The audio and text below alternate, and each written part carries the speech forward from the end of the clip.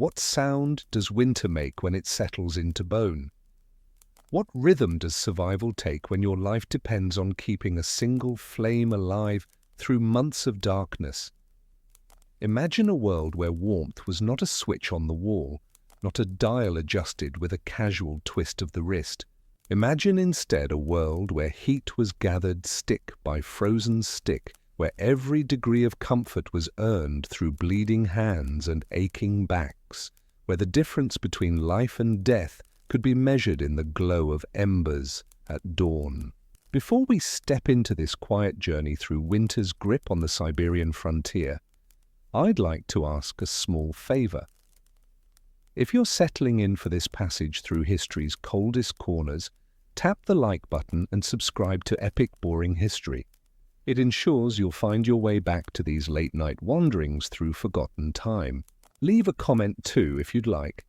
Let me know where you're listening from, what hour holds you now, whether you're wrapped in the deep quiet of midnight or greeting the pale edge of morning.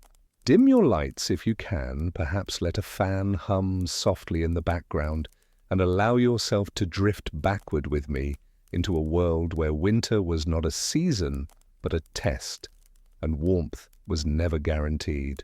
Let us descend now into the frozen reaches of the Siberian taiga, into settlements half buried beneath the earth, into lives measured by the crackle of burning wood and the terror of dying embers. You wake in darkness so complete it presses against your closed eyelids like a physical weight. The air inside your dwelling hangs thick and cold, each breath you draw turning to visible mist that fades slowly into the blackness above you. Your body aches from the awkward way you slept, curled on your side, atop a bed of dried straw and rough wool blankets that smell of smoke and unwashed bodies. The cold has crept in during the night, as it always does, working its way through the gaps in the log walls, sliding beneath the layers of bark and moss that seal the cracks, finding your bones despite every effort to keep it out. You lie still for a moment, listening. Outside, the wind moves through the taiga with a sound like distant breathing, steady and patient and utterly indifferent to human suffering. Inside, you hear the soft wheeze of your father's sleep, the restless turning of your younger sister beneath her coverings, and beneath it all, the sound you have been waiting for. The faint, barely perceptible crackle of the hearth. The fire still lives. Relief floods through you, brief and warming, as a swallow of hot tea, though you have not yet moved from your bed. But you must move now. You must always move now, because a fire that lives at dawn may die by mid-morning if left untended, and a dead fire in winter is a sentence you cannot afford to read to its conclusion. You push yourself upright, and the cold strikes you fully now, rushing against your skin wherever the blankets fall away.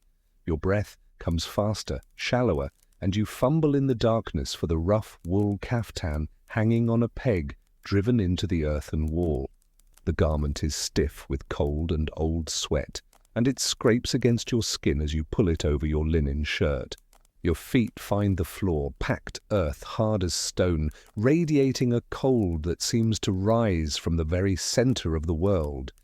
You have learned not to stand in one place too long, learned to keep moving, always moving, because stillness in winter is a small death repeated over and over until it becomes a large one. The hearth squats in the center of your dwelling like a patient animal. In the darkness, you can see only the faintest glow, a dull orange ember half buried in ash, barely brighter than the darkness around it.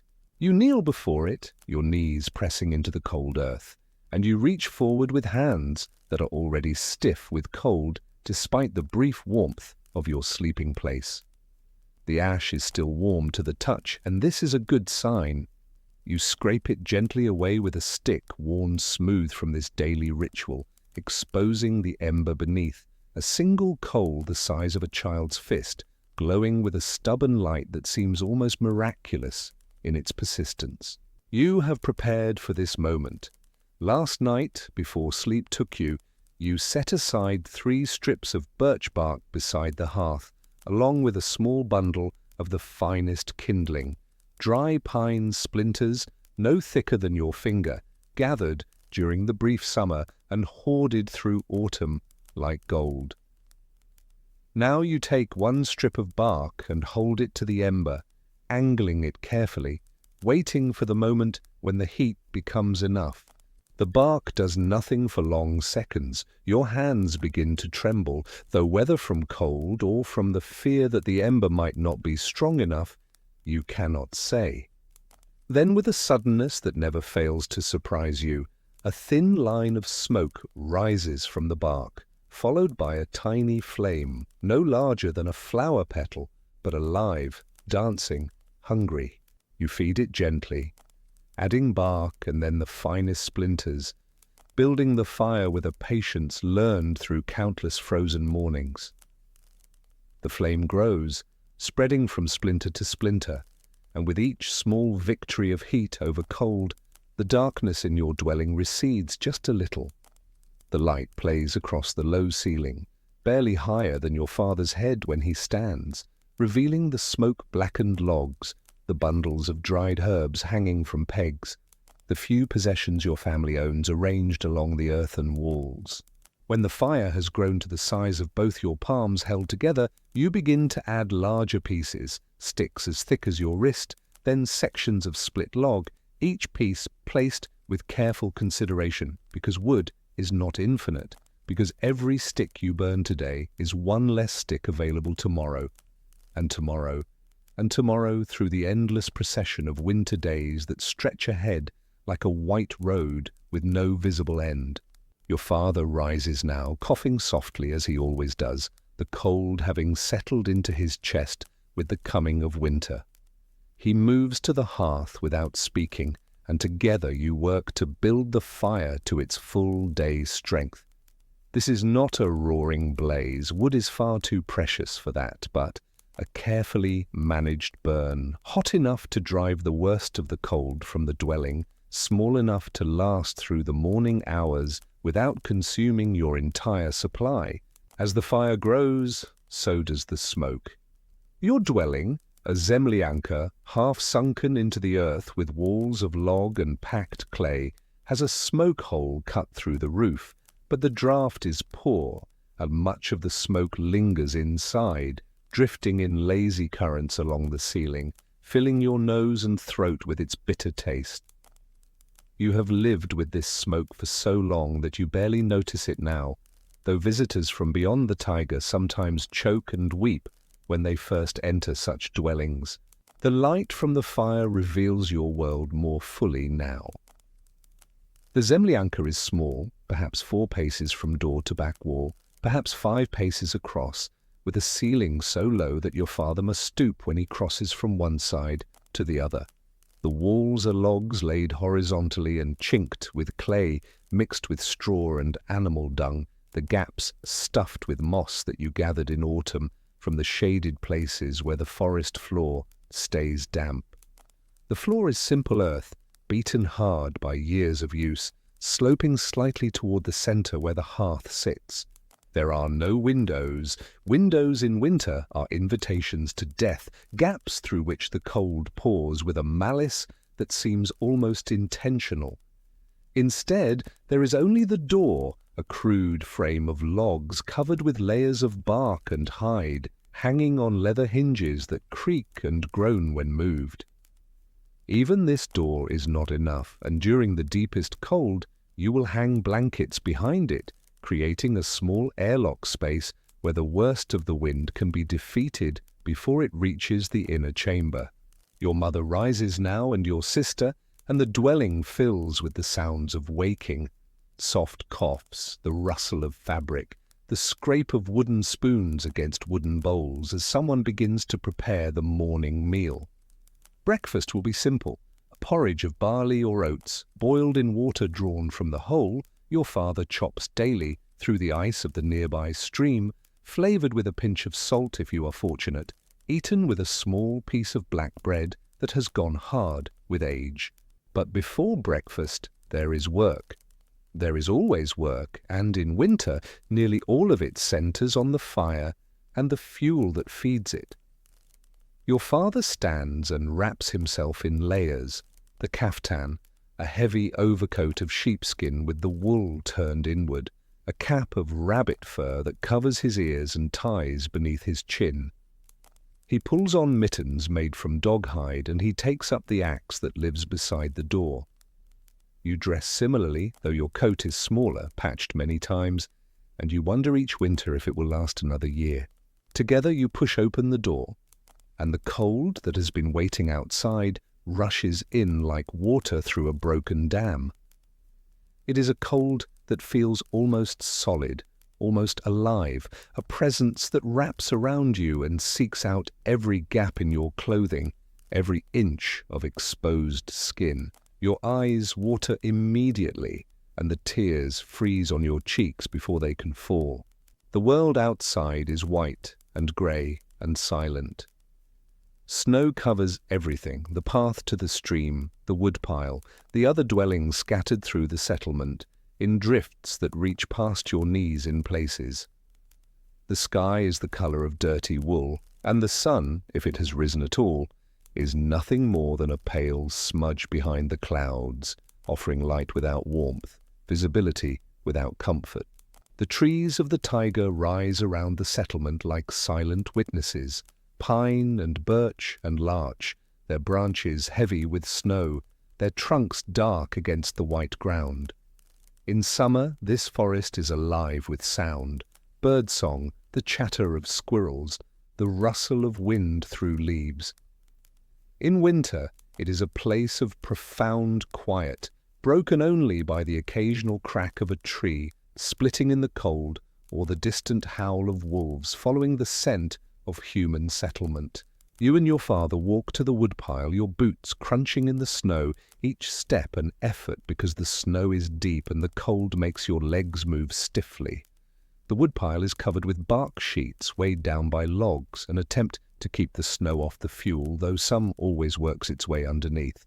You pull back the covering and survey the pile with an eye that has learned to calculate, to measure, to worry. The pile is lower than you would like. It is always lower than you would like, because no matter how much wood you gather in autumn, no matter how carefully you ration it through winter, there never seems to be enough. Each log you remove today makes tomorrow more uncertain. Your father selects several pieces, not the best, not the driest, because those must be saved for the coldest days still ahead, but good enough, dry enough to burn without too much smoking. He hands them to you, and you stack them in your arms, feeling the weight, feeling the cold of the wood even through your mittens. 3 pieces, 4, 5. Your arms are full now, and you turn back toward the dwelling, moving carefully because a fall in snow this deep could mean soaking your clothes, and wet clothes in this cold are another kind of death sentence. But your father does not follow. He has the axe now, and he is moving toward the forest edge where deadfall lies buried beneath the snow. You watch him for a moment, his stooped figure, the way he moves with the careful economy of a man who knows that every action costs energy, and energy comes from food, and food in winter is scarce. Then you turn and carry your load back to the dwelling. Inside, the fire has grown enough that the air near the hearth is almost warm. You stack the wood beside it, arranging the pieces so they will dry out as much as possible before they are fed to the flames. Your mother is boiling water now, the pot hanging from a hook over the fire, and the smell of cooking grain begins to fill the dwelling. A thin, barely sweet smell that makes your stomach clench with hunger. You sit near the fire for a moment, holding your hands out to the heat, feeling the blood return to your fingers with a prickling sensation that is almost painful. The fire is beautiful in its way, the flicker of orange and yellow, the dance of the flames, the way the light plays across the smoke-darkened walls.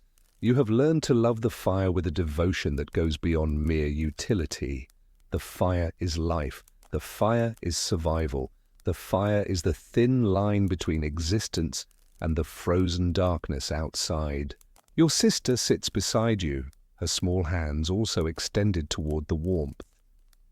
She is 10 years old, thin and silent, her face marked with old scars from a burn she received 2 years ago when she stumbled too close to the hearth. Such accidents are common. Everyone in the settlement bears some mark of fire, a missing fingernail, a patch of scarred skin, a twisted finger that healed poorly after being burned. Fire gives life, but fire also takes, and you must always respect it, always watch it, always maintain the balance between too little heat and too much danger.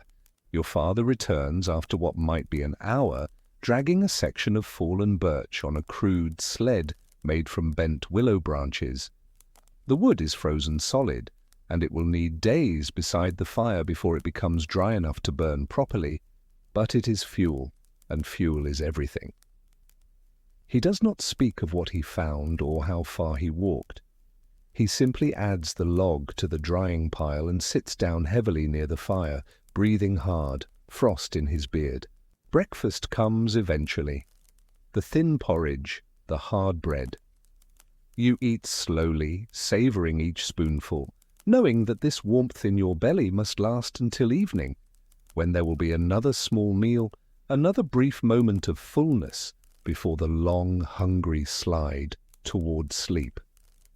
Between meals there is only work and cold and the endless attention to the fire.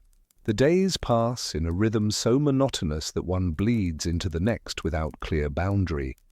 Wake, tend the fire, gather fuel, eat, tend the fire, work at whatever tasks winter allows, repairing tools, mending clothes, twisting rope from scrap fibers. The light outside never grows bright, never lasts long. By mid-afternoon, the already dim daylight begins to fade, and by late afternoon, darkness has returned, complete and absolute. You spend hours searching for fuel. The settlement is surrounded by forest, but not all wood is equal.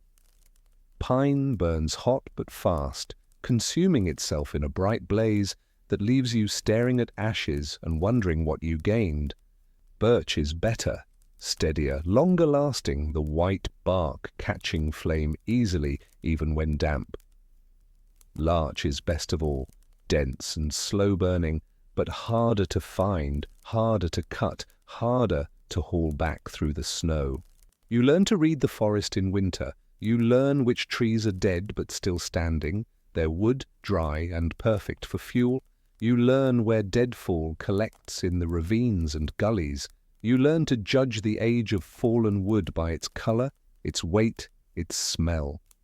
Old wood is dry, but often rotten, crumbling to powder when split. Fresh wood is heavy with moisture and smokes terribly when burned. You are searching always for the wood that has lain dead long enough to dry, but not so long that decay has taken it. The work of gathering fuel is never ending. Each morning you wake to a woodpile slightly lower than the night before. Each evening you hope that what you gathered during the day will be enough to replace what was burned. The mathematics of survival in winter are simple and brutal. If you burn more than you gather, you will eventually freeze. If you gather more than you burn, you will survive. But gathering enough is a task that consumes every daylight hour and demands strength that hunger and cold are always trying to steal from you. The cold itself is a presence you can never ignore. It is not simply the absence of heat, but something more active, more aggressive. The cold finds its way through your clothes no matter how many layers you wear. It numbs your fingers inside their mittens until you can barely grip the axe. It freezes the moisture in your nostrils when you breathe through your nose, forcing you to breathe through your mouth, which then fills with the icy air that makes your throat ache. Your clothes are never quite warm enough. The wool and hide and fur that seemed adequate in autumn prove insufficient when true winter arrives. The cuffs of your coat are always damp from brushing against snow, and dampness in fabric means cold that penetrates deeper than dry cold ever could. Your boots are stuffed with straw for insulation, but your toes still go numb after an hour outside, and you learn to watch for the warning signs of frostbite, the loss of sensation, the waxy appearance of skin, the wooden feeling when you try to move, affected fingers or toes. Everyone in the settlement knows someone who has lost toes to frostbite. Everyone knows someone who lost fingers. Some winters, someone loses more, a foot, a hand, their life. These losses are spoken of quietly in the pragmatic way. People speak of inevitable things, but the fear of them lives in everyone who steps outside into the cold. Inside the dwelling, life is only marginally more comfortable. The fire keeps the space near the hearth tolerably warm, but the edges of the dwelling remain cold, the walls radiating chill, the floor hard and frigid beneath your feet. Condensation forms on the coldest surfaces and freezes there, creating rime ice on the inside of your home. Sleep comes uneasily, your body curled tight, seeking warmth that is always just slightly out of reach. The smoke is a constant irritation. Your dwelling's chimney, if it can be called that, is simply a hole in the roof, crudely covered with a cap that allows smoke to escape while trying to keep rain and snow out. The system works poorly. Smoke accumulates along the ceiling thick and acrid, and on days when the wind blows from certain directions, it is driven back down into the dwelling, filling the space with choking clouds that make your eyes stream and your throat burn. You have grown accustomed to the smoke in the way one grows accustomed to any constant discomfort. Your clothes smell of it always. Your hair, your skin, everything you own carries the scent of wood smoke. When you close your eyes to sleep, you can still smell it, and sometimes you wonder if you will ever be truly clean again, if there will ever be a time when you do not taste smoke with every breath.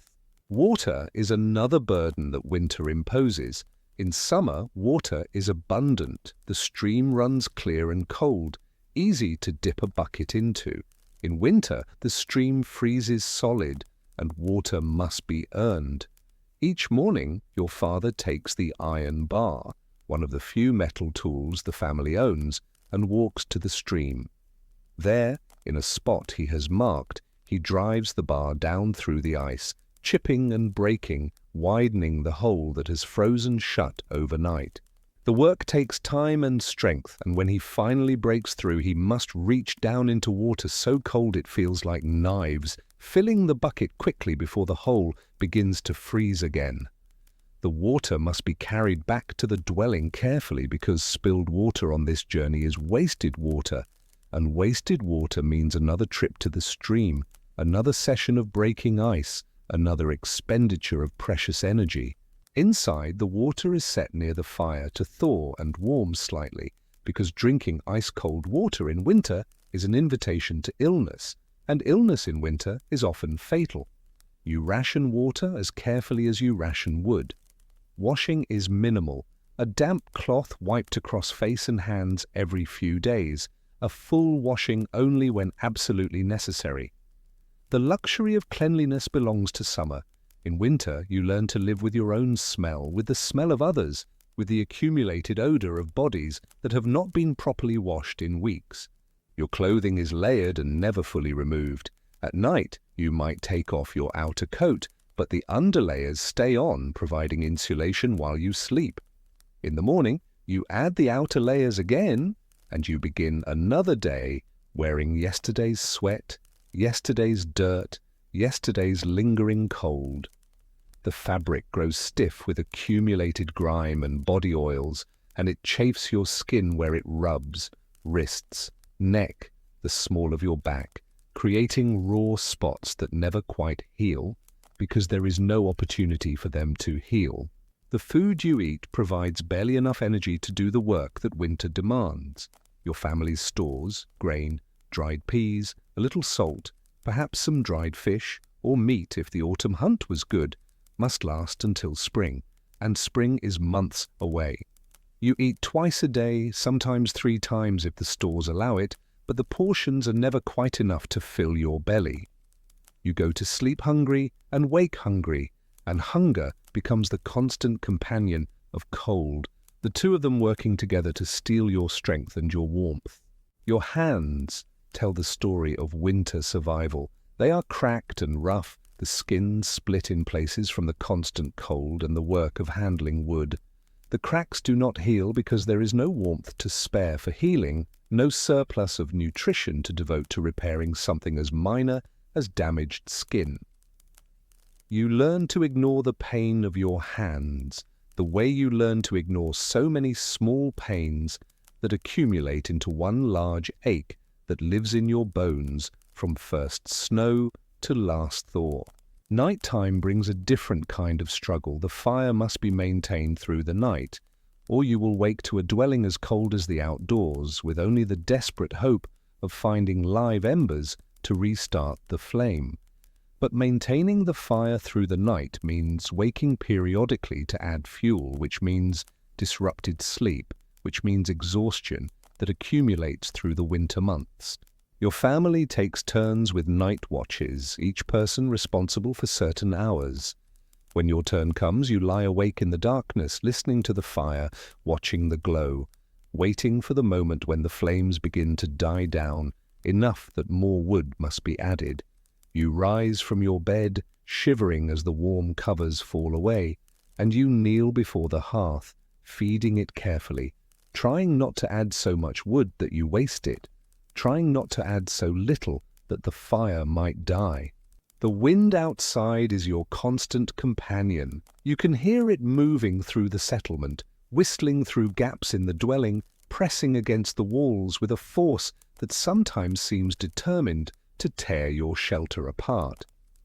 On the worst nights, the wind screams across the taiga with a sound like a living thing in agony, and the walls of your dwelling groan and creak, and you lie awake, wondering if this will be the night when the cold finally finds a way inside.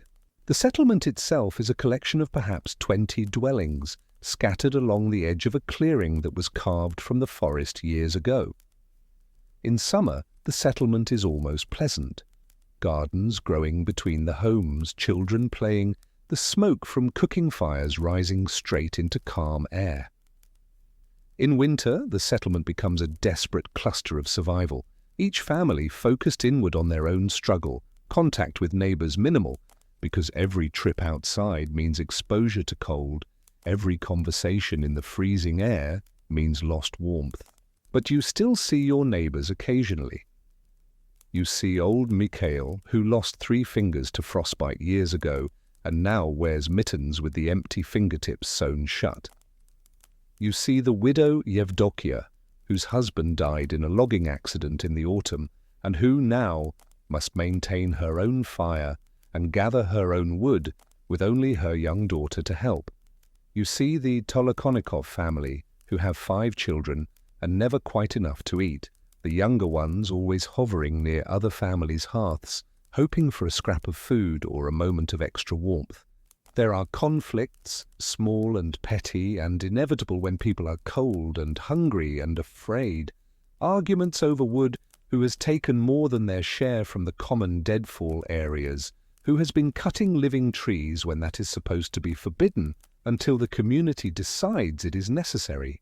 Arguments over fire, who has let their chimney hole grow too large, creating a draft that steals heat from neighboring dwellings, who has been burning green wood that produces too much smoke.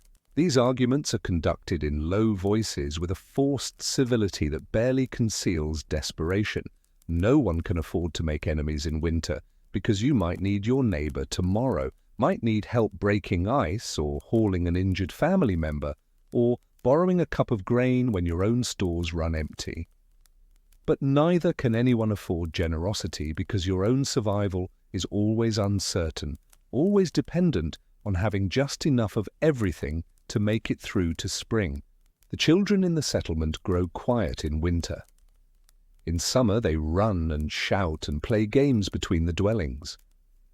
In winter they huddle near hearths, their eyes large in thin faces, their movements slow and careful, their play reduced to quiet activities, sorting stones, twisting straw into shapes, listening to the few stories that the adults will tell. Some winters, children die, they fall through ice, or they catch fever that turns into pneumonia, or they simply grow weaker and weaker until one morning they do not wake. These deaths are mourned quietly, without ceremony, because there is no energy to spare for elaborate grief. Your own sister coughs sometimes in the night, a dry, harsh cough that worries your mother. But there is nothing to be done except hope, except keep her near the fire, except give her an extra spoonful of porridge when the stores allow it. Medicine is a distant dream. Doctors are hundreds of miles away in cities you have never seen, and so you simply wait and hope that her body will fight off whatever sickness might be trying to take root. The repetition of days creates a kind of trance state. Wake, fire, wood, water, food, fire, darkness, sleep. Wake, fire, wood, water, food, fire, darkness, sleep. Each day identical to the last, each day blurring into the next until you begin to lose track of time. Has it been 20 days since the first snow? 30? You cannot remember. Time in winter is measured not in days but in wood consumed, in the slow diminishment of your stores, in the gradual weakening of your own body. Sometimes you stand outside even when there is no work to do, simply to feel something different. The cold burns your face and your breath creates clouds of vapor that drift away into the grey air, and you look out across the white expanse of the clearing and the dark wall of the forest beyond, and you feel something like despair mixed with something like wonder. This is your life. This is what you were born into, what you will likely die in, this cold, this struggle, this endless negotiation with fire and fuel and frost. But there are moments, brief, unexpected, when something like beauty appears. A morning when the sun breaks through the clouds and sets the snow sparkling like scattered diamonds. An evening when the northern lights appear, rippling across the sky in sheets of green and purple that seem to come from another world. A night when the moon rises full and bright, turning the snow-covered landscape into something almost magical, almost unreal in its stark beauty. These moments do not make the struggle easier. They do not warm your hands or fill your belly or add wood to your pile, but they remind you that you are alive, that you are witnessing something, that this world, hard and cold and unforgiving as it is still a world worth seeing. Your father sometimes speaks of the old country, the place your family came from before settling here on the frontier. He speaks of it as if it were warmer, easier, more comfortable, though you suspect he is remembering a past that was never as good as memory makes it. He left that place for reasons he does not discuss, and now your family is here, on the edge of the empire, in a place where winter rules for most of the year, and survival is the only ambition that matters. There are indigenous people who live in the taiga, who have lived here for generations beyond counting. Sometimes you see them, Evenki families moving through the forest, their sleds pulled by reindeer, their clothing made from caribou hide and decorated with intricate beadwork. They seem more at ease with the cold than your people are, more adapted to this environment. They have techniques for surviving winter that your family does not know, methods of building shelters and preserving food and traveling in snow that seem almost magical in their effectiveness. Your father has traded with them occasionally, a few metal tools in exchange for dried meat or warm furs, and once an Evenki man showed him how to layer hot stones beneath the floor of a dwelling, creating heat that radiates upward for hours after the fire has died down. Your father tried to implement this technique, but the stones he could find were not the right kind, and they cracked in the heat, and the project was abandoned. Still, the memory of it lingers, the possibility that there might be better ways to survive, if only you knew them. The fear of the fire dying is so constant that it becomes part of your dreams. You dream that you wake to a cold hearth, that you scrabble through the ashes, searching desperately for an ember and finding nothing, that the cold rushes in and fills the dwelling and freezes you where you kneel. You wake from these dreams with your heart racing, and you check the fire immediately, even if it is not your watch, even if you have hours before you need to rise. The fire must live. Everything depends on the fire. As winter deepens, the cold intensifies. The temperatures drop to levels that seem impossible to survive. The air itself feels solid, resistant, as if you were trying to breathe stone. Exposed skin freezes in minutes. Metal tools become dangerous to touch with bare hands. The ice on the stream grows thicker, requiring more work to break through each day. The sun, when it appears at all, is a pale ghost of itself, barely rising above the horizon before beginning its descent again. The daylight lasts only a few hours, and those hours are dim and grey, offering little warmth, little comfort. You live most of your life in darkness or near darkness, the only reliable light coming from the fire, and the fire's light is small and confined, pushing back the dark only within the walls of your dwelling.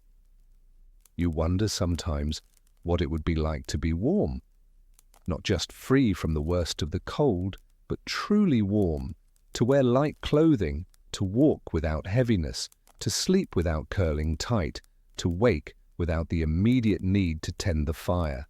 Summer is a memory so distant it feels like a story you were told rather than something you experienced. You cannot quite believe that there will be another summer, cannot quite trust that this cold will end. But it will end. Spring will come eventually, though spring is still months away. The snow will melt, the ice will break, the world will thaw and turn green again. Your family will survive, or it will not. Many families will survive, some will not. This is the arithmetic of winter on the Siberian frontier, and everyone knows it and everyone accepts it, because there is no other choice. For now, there is only wood to gather, fire to tend, cold to endure. There is only the slow passage of identical days, the careful rationing of resources, the hope that what you have will be enough. There is only the rhythm of survival. Wake, tend, gather, eat, tend, sleep, repeated endlessly through the long darkness. You kneel before the fire one more time as evening approaches, adding 3 pieces of wood with careful deliberation. The flames rise around them, orange and yellow and alive, and you watch them for a moment, feeling their warmth on your face, letting yourself believe, just for this moment, that you will make it through another night, another day, another week of winter. The fire crackles softly, casting dancing shadows on the earthen walls. Outside, the wind begins to pick up, and the cold presses closer. But inside, for now, there is warmth enough to survive. And survival, in the end, is all that winter asks of you. There was a man named Ivan Petrovich who was born in the winter of 1782 in a settlement along the Yenisei River, in a dwelling half buried in frozen earth. He arrived into the world during a blizzard that lasted 3 days, and his first breath was air thick with smoke and the sound of wind tearing at the walls.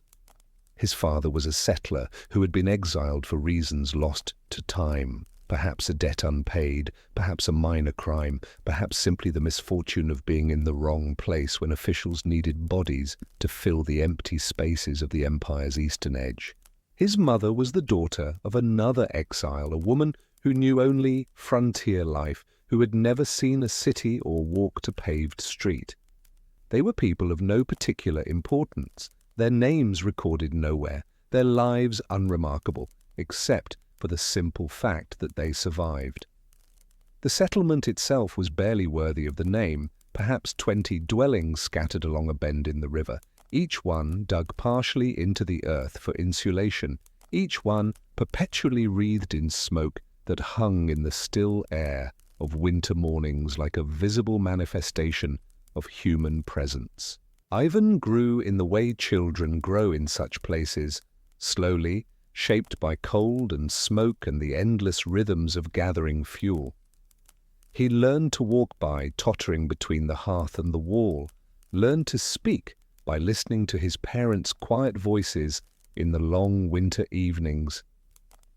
His first memories were of fire, the way it flickered and danced, the way it felt against his face, the way his father's hands moved when feeding it, deliberate and careful, as if handling something both sacred and dangerous. The fire was never allowed to die completely, not even in summer when its heat was oppressive, because starting a new fire required precious effort and materials that could not be wasted. By the time he was 5 years old, Ivan could tend a fire. He could scrape ash, could judge when an ember was strong enough to accept kindling, could arrange wood in the pattern his father had taught him, the pattern that allowed air to flow but did not waste fuel. These were the essential skills of childhood on the frontier, more important than letters or numbers, more valuable than any lesson a distant schoolmaster might teach. A child who could not manage fire by the age of 6 was a burden rather than a help, and burdens on the frontier rarely survived to adulthood. His father taught him the language of wood. "Pine speaks quickly," his father would say, "burning bright and fast, a friend when you need immediate warmth, but a poor companion for the long night. Birch is steady, reliable, the backbone of winter. Larch is the treasure, dense and slow-burning, and when you find good larch, you treat it with respect and save it for the coldest days." Ivan learned to read the forest with his father. They would walk together through the snow, the boy following in the man's footsteps, learning which trees were dead, which were dying, which had fallen in storms and lay hidden beneath the white drifts. His father taught him to listen for the sound of hollow wood when struck with an axe handle, to smell for the sweetness of rot versus the clean scent of good seasoned timber, to judge by the color of bark and the texture of a tree's surface whether the wood inside would burn well or poorly. These walks were not recreational, they were survival training, education in the most literal sense. There were other lessons, taught not through words but through observation. Ivan learned that his father's hands were always damaged, cracked, bleeding in places, the nails blackened from impacts and cold. He learned that adults moved slowly in winter, conserving energy, and that waste was the gravest sin a person could commit. He learned that the fire was the center of all things and that a man who could not keep fire alive was a man whose family would die. When Ivan was 7, his younger brother was born, and for a brief time there were 4 people in their small dwelling. But the baby sickened in his first winter, developing a cough that rattled in his tiny chest, and despite his mother's attempts to keep him warm, despite extra time near the fire, despite prayers whispered to saints whose names had become confused and mingled with older, half-forgotten beliefs, the baby died before his first birthday. They buried him in snow because the ground was frozen too hard to dig and marked the place with stones. In spring, when the snow melted, they would bury him properly, but spring seemed impossibly distant, and by the time it arrived, other concerns had taken precedence, and the boy's grave was never properly completed. This death shaped something in Ivan. He began to watch the fire with an intensity that went beyond normal attention. He would sit and stare into the flames for long periods, his young face serious, his eyes tracking the movement of heat and smoke. His mother worried that he was not quite right, that the death of his brother had damaged something in him, but his father understood differently. The boy was thinking, the boy was learning something that went beyond the simple mechanics of survival. By the time Ivan was 10, he could split wood with reasonable efficiency.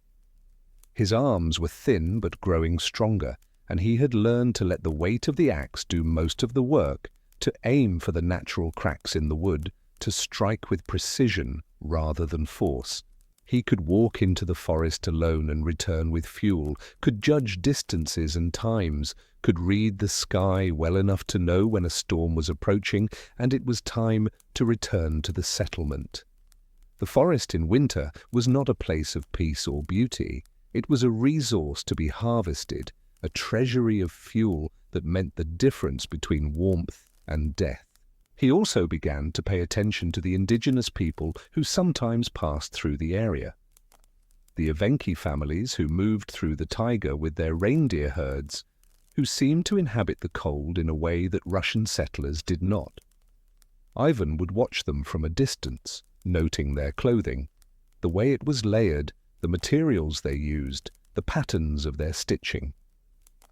He watched how they made their camps, how they structured their temporary shelters, how they managed fire in the open air.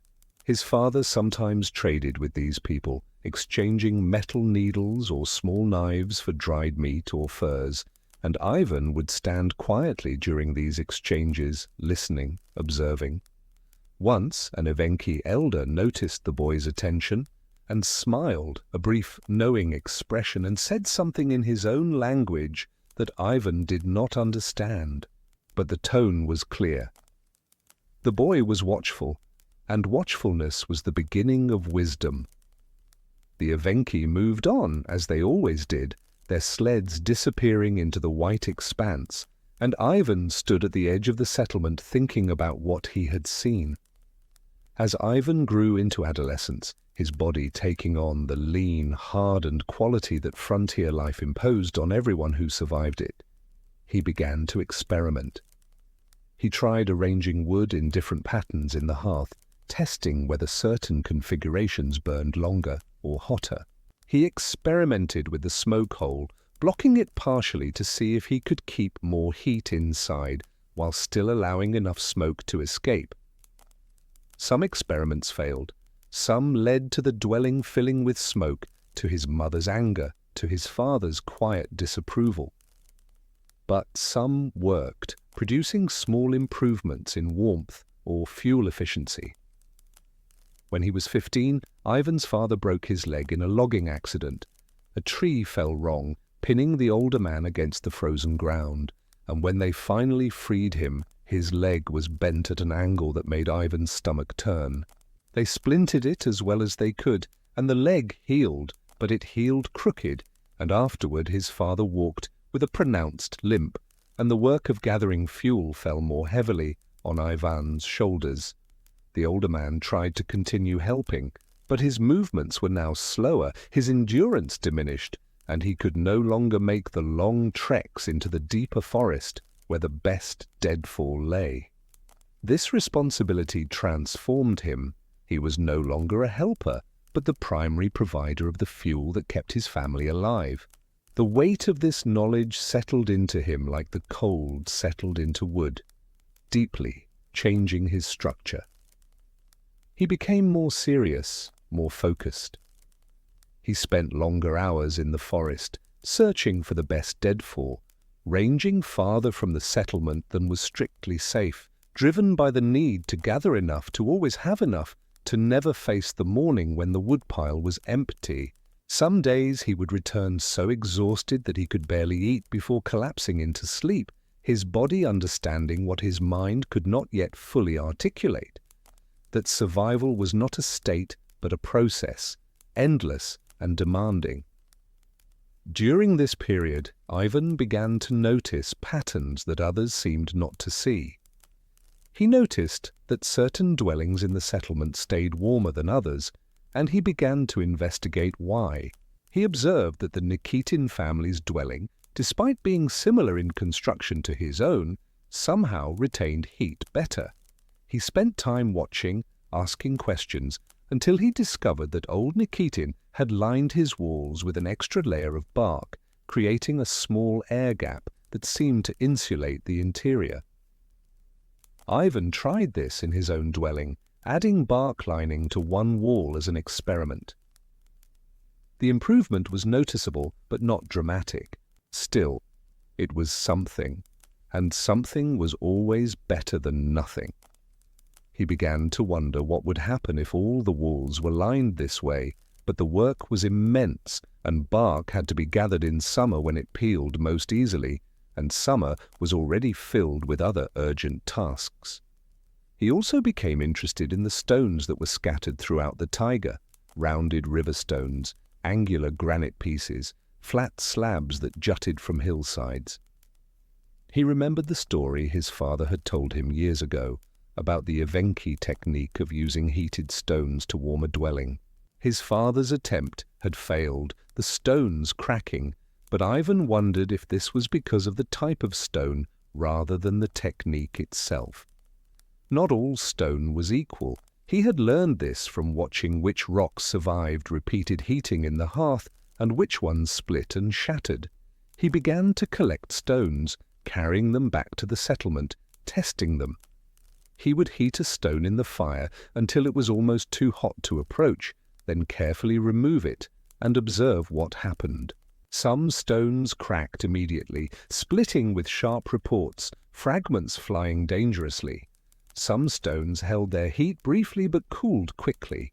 But some stones, smooth river stones of a certain size and shape, absorbed heat and radiated it back slowly, remaining warm to the touch for hours. This discovery fascinated him. He began to imagine possibilities, a way to extend the warmth of the fire beyond the immediate circle of the hearth, a method to store heat that could be released slowly through the night, reducing the need for constant feeding of the flames. In his mind, he could see the heat moving through stone the way water moved through earth, slowly percolating, persistent. But experimenting took time, and time was a luxury that winter never granted easily. Ivan had to balance his curiosity with the practical demands of survival. Wood still needed to be gathered. Water still needed to be hauled. The fire still needed constant attention. His experiments became something he pursued in stolen moments, late at night when others slept, early in the morning before the day's work began. When Ivan was 18, there came a winter that the old people spoke of with reverence and fear for years afterward. It was the winter of 1800, and it arrived early and with unusual severity. Snow fell in October and did not stop. Temperatures dropped to levels that killed trees, that froze the Yenisei so deeply that even in the middle, where the current was strongest, the ice grew thick enough to support sleds. The settlement struggled. Wood supplies that should have lasted until January were depleted by December. Families began rationing fuel desperately, burning as little as possible, huddling together for shared warmth, letting their dwellings grow cold in the hours between morning and evening. People began to die, the very young and the very old first, as always, but then others. A man in his 30s who fell through ice while trying to reach a stand of dead trees on an island in the river, a woman who went to sleep beside a dying fire and never woke. Ivan's family faced the same crisis as every other. Their woodpile shrank at an alarming rate. His father, despite his damaged leg, insisted on helping gather fuel, but the exertion left him gasping and weak. His mother grew thin and silent, her face drawn with worry. They burned their furniture, a table, 2 stools, a wooden box that had held grain. They burned fence posts, tool handles, anything that would combust. It was during this terrible winter that Ivan's mind returned to the heated stones.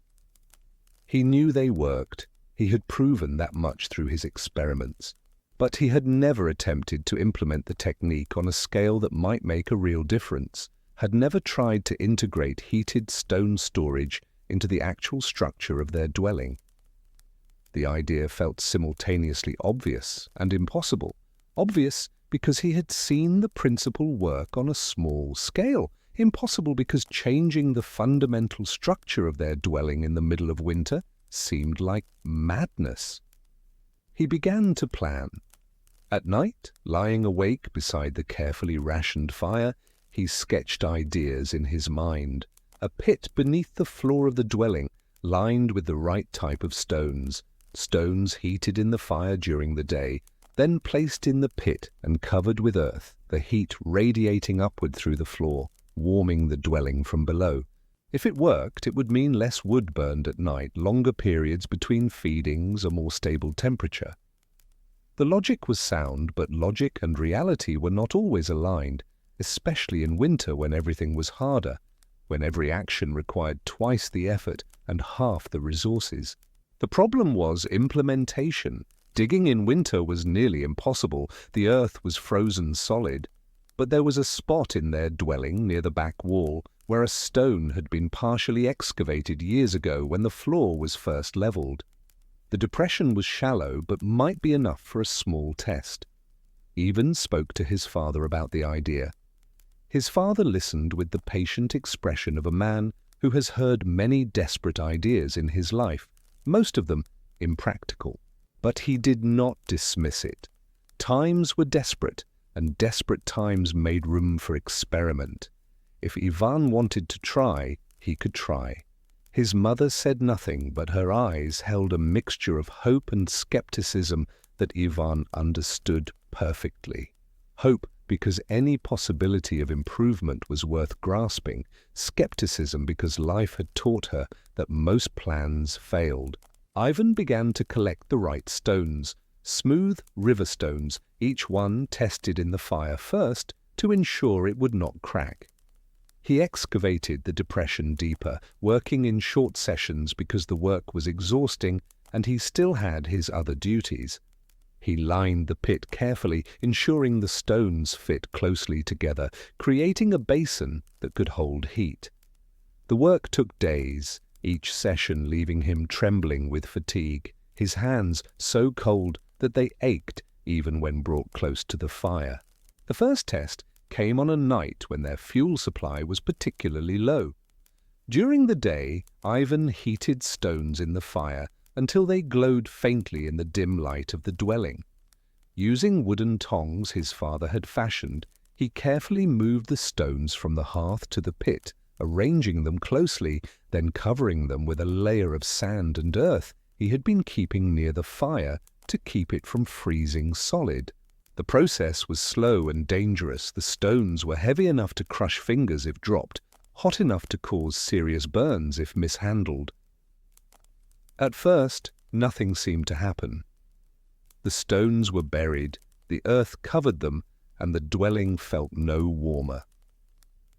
Ivan's mother looked at him with an expression that might have been pity or disappointment, and even felt the weight of failure settling over him. He had spent days on this project, had used fuel to heat stones that might have gone directly to warming them, had exhausted himself for what appeared to be nothing. But as the evening progressed, something changed. The floor near the pit began to feel warm underfoot. Not hot, but noticeably warmer than the surrounding earth. His mother noticed it first, standing near the spot, and then kneeling to place her hands on the ground. Her eyes widened slightly, and she looked at Ivan with something like surprise. His father came over, limping, and stood on the warm spot, his weathered face showing the slightest hint of a smile. Through the night, the warmth persisted. It was not enough to heat the entire dwelling, but it created a zone of relative comfort, a place where the cold did not penetrate as deeply, where you could sit or lie without feeling the frozen earth beneath you. More importantly, it meant they could let the hearth fire burn lower during the night without the dwelling becoming unbearably cold. Ivan lay awake most of that night, not from cold, but from a strange mixture of relief and excitement, his mind already racing ahead to improvements and refinements. The next morning, when Ivan checked the pit, the stones were still warm to the touch. They had held their heat for more than 12 hours, radiating it slowly upward, transforming fuel burned during the day into warmth that persisted through the night. It was not a dramatic change. Their survival was still uncertain, their fuel still desperately low. But it was an improvement, and improvements in that terrible winter meant the difference between life and death. For the first time in weeks, Ivan felt something other than fear, a small, carefully guarded sense of possibility. Word of Ivan's experiment spread through the settlement slowly, in the cautious way that information travels among people too exhausted and too cold to gossip enthusiastically. At first, the response was skeptical. Stones in the ground? Elaborate work for questionable benefit? Fuel could be burned in the fire just as easily with immediate results. But skepticism was a luxury, and as the winter tightened its grip, luxuries vanished. But as the winter continued and fuel supplies dwindled further, desperation made people willing to try anything. The Nikitin family asked Ivan to show them how to construct a similar pit. Then the Belovs, then others. Ivan found himself moving from dwelling to dwelling, advising on pit placement, stone selection, covering techniques. He was not comfortable with this attention. He had always been quiet, more observer than leader. But the need was urgent, and he could not refuse. Some families did not have the right stones. Some did not have the strength to excavate even a shallow pit in their frozen floors. But for those who could implement the technique, the results were consistent, a modest but real extension of the fire's warmth, a reduction in the amount of fuel needed to maintain survivable temperatures. Each successful implementation felt like a small victory against the winter, though victories were always temporary and the winter was patient. Ivan became known for this, though known is perhaps too strong a word. He did not become famous or celebrated, but people remembered him as the one who had shown them the stone warming method, and when they spoke of that terrible winter in later years, his name was sometimes mentioned, usually in passing, usually as part of a longer story, but mentioned nonetheless. This recognition made him uncomfortable. He had not done what he did for recognition, but out of necessity, and the idea that his family's survival technique might be seen as some kind of gift to others felt strange to him. For Ivan himself, the success of the technique awakened something deeper. He had solved a problem. He had observed, experimented, and created a solution that worked. This experience marked him in a way that was both satisfying and unsettling. He began to wonder what other improvements might be possible, what other techniques might be hidden in the practices of indigenous peoples or in combinations of methods that no one had thought to try. The frontier was full of suffering, but perhaps some of that suffering was not inevitable. Perhaps some of it could be reduced through careful thought and patient work. As that hard winter finally loosened its grip, as the days grew incrementally longer, as the worst of the cold began to ease, Ivan's family survived. They survived thin and exhausted, their fuel stores completely depleted, their food reduced to the last scraping of grain barrels, but they survived. Many families in the settlement survived, some did not, and in the early spring there was the grim work of dealing with those who had frozen or starved or simply given up. In the years that followed, Ivan continued to refine his heating techniques. He experimented with different configurations of stone pits, with multiple pits in a single dwelling, with ways of directing heat more efficiently. He learned to identify not just good heating stones, but the best heating stones. Certain types of granite that absorbed heat particularly well, certain sizes and shapes that fit together to create the most effective heat storage. Each refinement was small, each improvement marginal, but margins accumulated over years into something significant. He also began to pay closer attention to smoke management. He had noticed that some dwellings, despite having similar fires, were less smoky than others. Through careful observation, he realized that the angle of the smoke hole mattered, that certain configurations created better draft, pulling smoke up and out rather than letting it accumulate inside. Smoke was not just an inconvenience. It damaged eyes, made breathing difficult, coated everything in a layer of residue that smelled of ash, and made fabrics brittle. He experimented with his own smoke hole, adjusting its size, building a simple hood around it from scrap bark and clay. The improvements were incremental, a little less smoke here, slightly better draft there, but they accumulated into a noticeable difference. His dwelling was never completely smoke-free, but it was less oppressive than many others, and his family's eyes watered less, their throats burned less, their clothes smelled marginally less of ash. These small comforts mattered more than outsiders might understand. They meant less suffering, more energy for other tasks, a slightly higher quality of life in a place where quality was measured in the smallest increments. As Ivan moved into his 20s, he took a wife, Daria, the daughter of a settler family from a neighboring settlement. She was practical and strong, with hands as damaged as his own, and eyes that held the same quiet endurance that all frontier women possessed. They built their own dwelling, and in building it, Ivan implemented every technique he had learned. The stone-warming pit was larger, more carefully constructed. The smoke hole was precisely angled. The walls were double-layered with an air gap for insulation. The dwelling was not luxurious. No dwelling in the settlement could be called luxurious, but it was marginally warmer, marginally less smoky, marginally more efficient in its use of fuel. These small margins meant that Ivan and Daria suffered slightly less than their neighbors, had slightly more energy to spare, worried slightly less about whether their fuel would last through winter.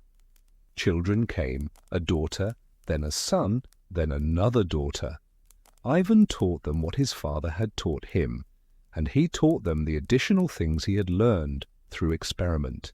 His children grew up knowing how to select heating stones, how to judge the angle of a smoke hole, how to layer walls for insulation. These techniques became part of their inheritance, more valuable than any physical possession. As Ivan aged, his back growing stiff, his hands increasingly twisted with what would later be called arthritis, he became a person that younger settlers would occasionally consult. How should I build my hearth? What kind of stones should I use? Why is my dwelling so smoky? Ivan would offer advice quietly, without fanfare, sometimes helping with construction if his body allowed it, sometimes simply explaining and leaving the work to others. He never asked for payment. This knowledge was not his to sell. It belonged to the settlement, to the collective effort of survival. He never developed a formal system, never wrote down his methods in any organized way. The frontier had little use for written documentation, and Ivan himself could barely read, his education limited to a few seasons with a wandering priest who had taught basic letters before moving on. But his knowledge lived in the dwellings he helped construct, in the stone pits that spread slowly through the settlement, in the children who learned from him and carried his techniques forward. This was the way knowledge moved on the frontier, not through books or formal instruction, but through demonstration and practice, absorbed into the body's memory, passed from hand to hand. Ivan's greatest innovation came late in his life, when he was in his 50s. He had been thinking about heat distribution, the way warmth from a stone pit radiated upward, but did not spread horizontally very effectively. He wondered if there might be a way to guide the heat, to make it move where it was needed, rather than simply dissipating in all directions. The question had occupied his mind for years, returning in quiet moments, nagging at him with the persistence of an unsolved problem. He experimented with clay channels, narrow tunnels molded from clay and embedded in the floor, connecting the stone pit to other areas of the dwelling. Warm air from the stones would travel through these channels, emerging from vents he created in different locations. The technique was borrowed partially from something he had heard about, a rumor of heating systems in distant Chinese buildings, though the details were vague and possibly distorted through multiple retellings. He had no way to verify the accuracy of what he had heard, but the principles seemed sound enough to warrant investigation. His first attempts failed. The channels collapsed, or they did not draw air properly, or they filled with condensation that froze and blocked the flow. But he persisted, adjusting the angles, refining the construction, learning through failure. Each failure taught him something: the minimum thickness clay needed to maintain structural integrity, the optimal diameter for airflow, the importance of gradual slopes rather than sharp angles. Eventually, he created a system that worked, crudely, imperfectly, but worked nonetheless. Warm air from his stone pit would travel through clay channels and emerge near the sleeping areas of his dwelling, distributing heat more evenly than simple radiation alone. Few other families adopted this technique. It was too complex, too time-consuming to construct, too prone to failure if not built precisely right. But in Ivan's own dwelling, it made a noticeable difference, and in his old age he took quiet pride in the fact that his home was among the warmest in the settlement, despite his aging body's diminishing ability to gather large quantities of fuel. This pride was not boastful. He rarely mentioned his innovations unless asked, but it was real, the satisfaction of having spent a life solving problems that mattered. Ivan Petrovich died in the winter of 1854 at the age of 72. This was a remarkable age for a frontier settler, a testament to some combination of luck, technique, and stubborn resilience. He died in his sleep beside the stone-warmed floor he had created decades earlier, in a dwelling that was warmer than most, with his children and grandchildren nearby. His passing was quiet, as befitted a man who had lived quietly, and when they found him in the morning, his face held an expression of peace that those who knew him found fitting. He was buried in the settlement's small cemetery, in a grave marked with a simple wooden cross that would rot away within a few years. No one wrote his biography. No official records noted his contributions. He was one settler among thousands, one life among the countless lives that were lived and ended in the hard spaces of the empire's eastern edge. But his techniques persisted. The stone-warming pits continued to be built in the settlement and in neighboring settlements as the practice spread through demonstration and word of mouth. Families continued to use his methods for smoke management, for insulation, for heat distribution. His knowledge became absorbed into the collective practice of the community, losing its association with his name, becoming simply the way things are done. This was Ivan's legacy, not fame or recognition, but the quiet perpetuation of techniques that made winter survival slightly less brutal. His life had been spent in close attention to fire and stone and smoke, in patient observation, in incremental improvement.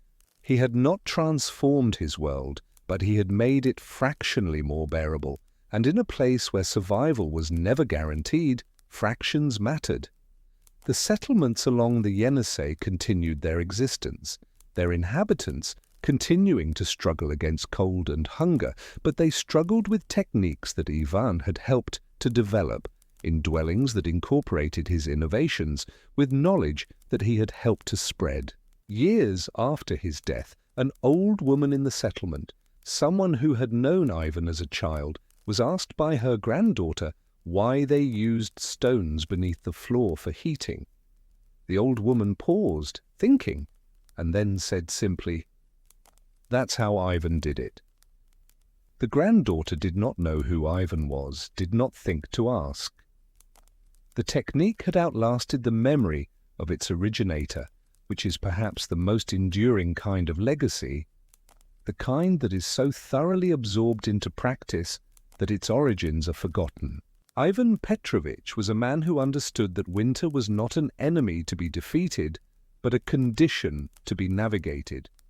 He understood that survival on the frontier required not heroism, but attention, not dramatic gestures, but steady, patient effort repeated through decades. He understood that the difference between freezing and staying warm was often a matter of small innovations carefully applied, of stones arranged just so, of smoke holes angled precisely, of knowledge accumulated slowly, and shared quietly. These were not the insights of philosophy or formal education, but the practical wisdom born from necessity and refined through experience.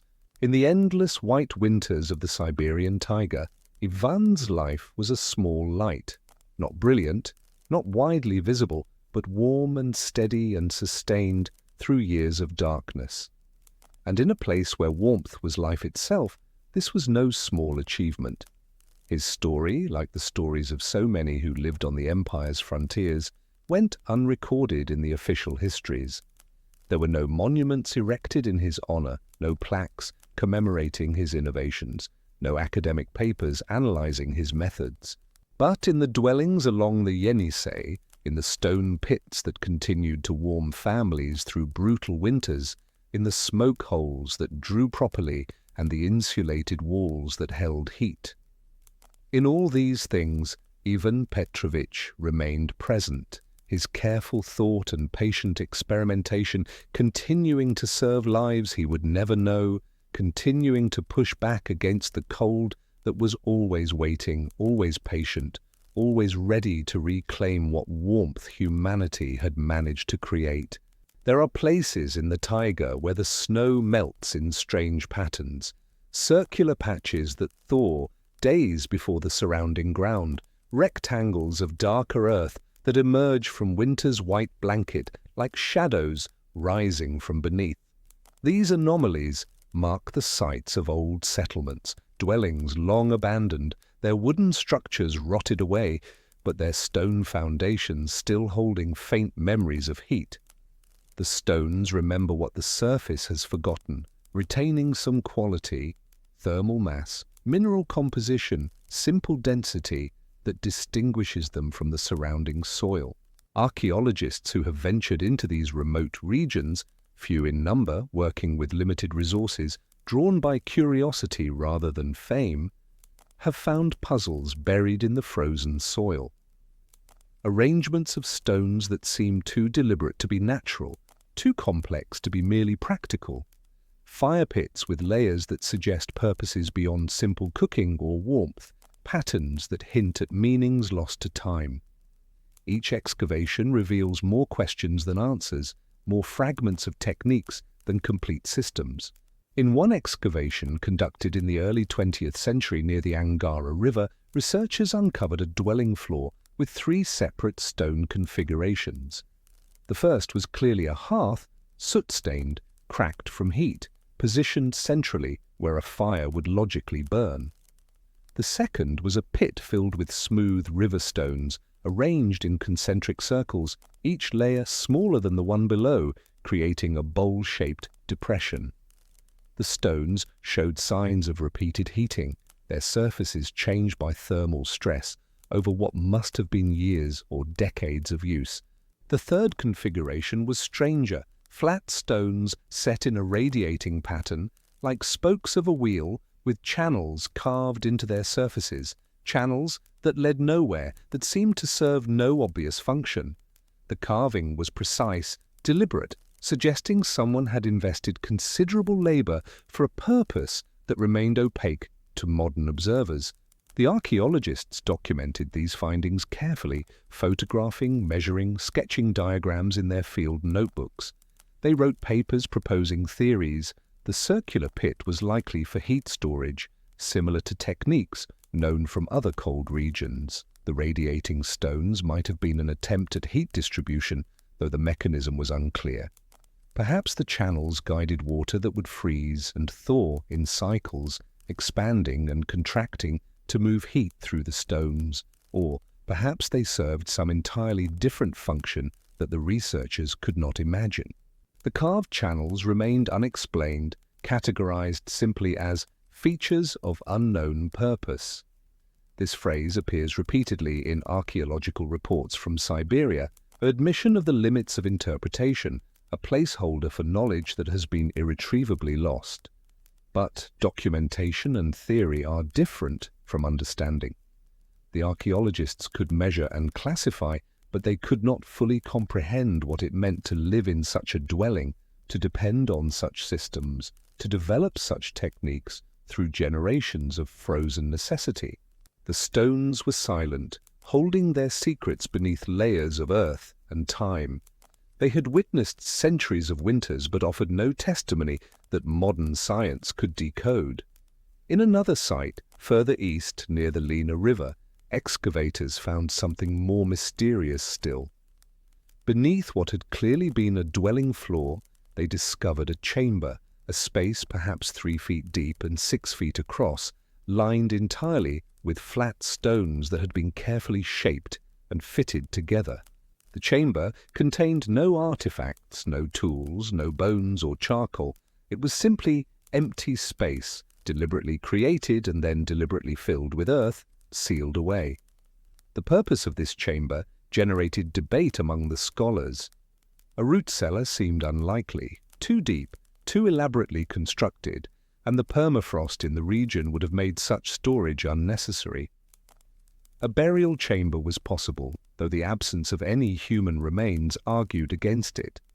A ceremonial space was proposed, but ceremony for what purpose, conducted by whom, remained pure speculation. One elderly researcher, a man who had spent decades studying indigenous Siberian cultures, suggested quietly that perhaps the chamber had been for heat storage, an extreme version of the stone-warming pits built on a scale that suggested either great innovation or great desperation. But his colleagues were skeptical. The labor required to construct such a chamber would have been enormous, and the benefit unclear. Why build so elaborately when simpler methods could achieve similar results? The debate was never resolved. The site was documented, the chamber carefully excavated and photographed, and then the earth was returned, the location marked on maps that few would ever consult. The mystery remained, buried once more beneath the taiga soil.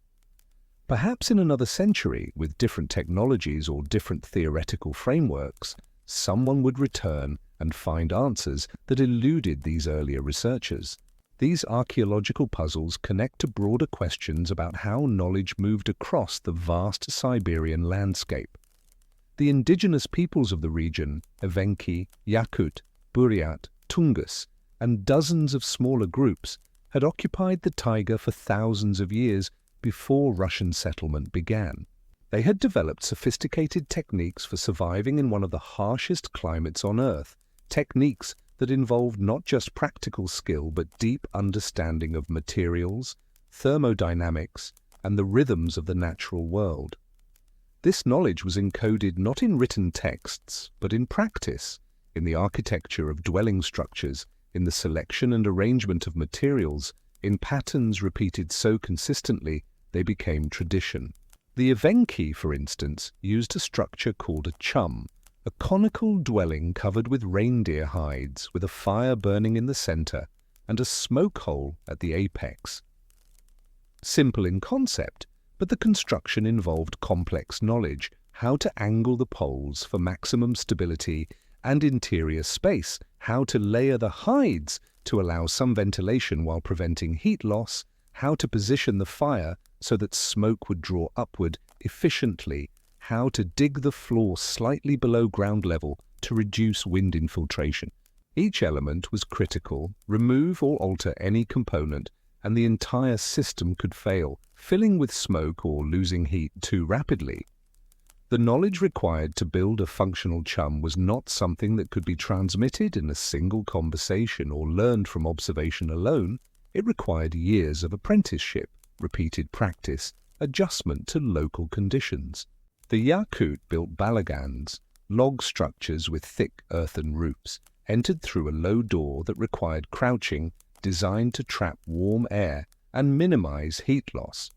Some balagans had elaborate stove systems, clay constructions that captured heat from burning wood and released it slowly through thick walls, maintaining relatively stable temperatures even as outside conditions fluctuated wildly.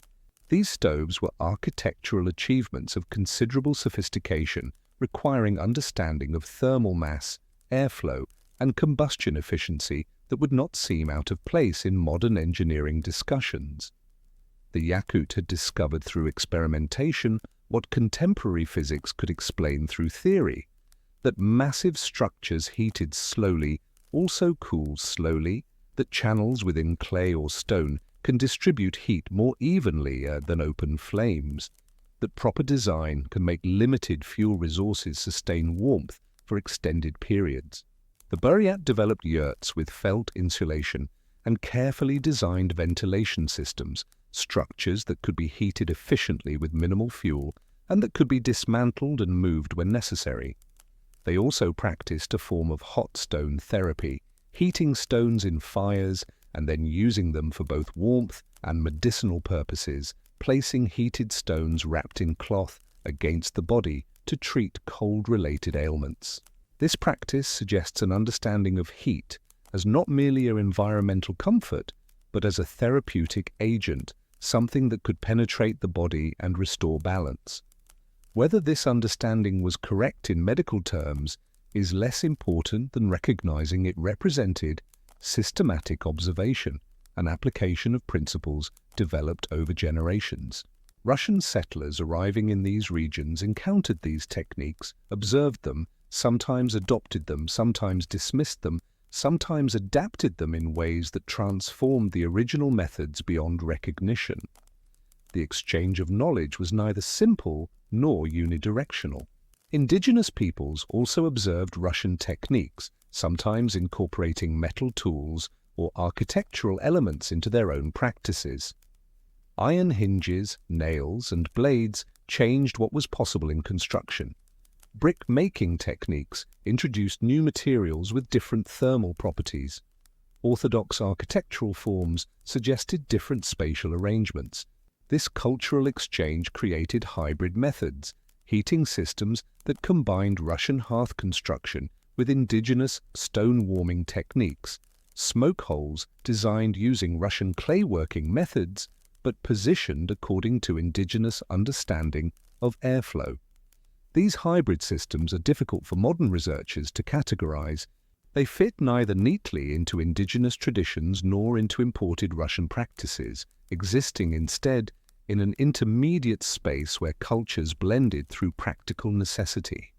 The resulting techniques were neither purely indigenous nor purely Russian, but something emergent, something new, created from the collision of different knowledge systems under the pressure of survival in an unforgiving environment. But not all knowledge was successfully transmitted.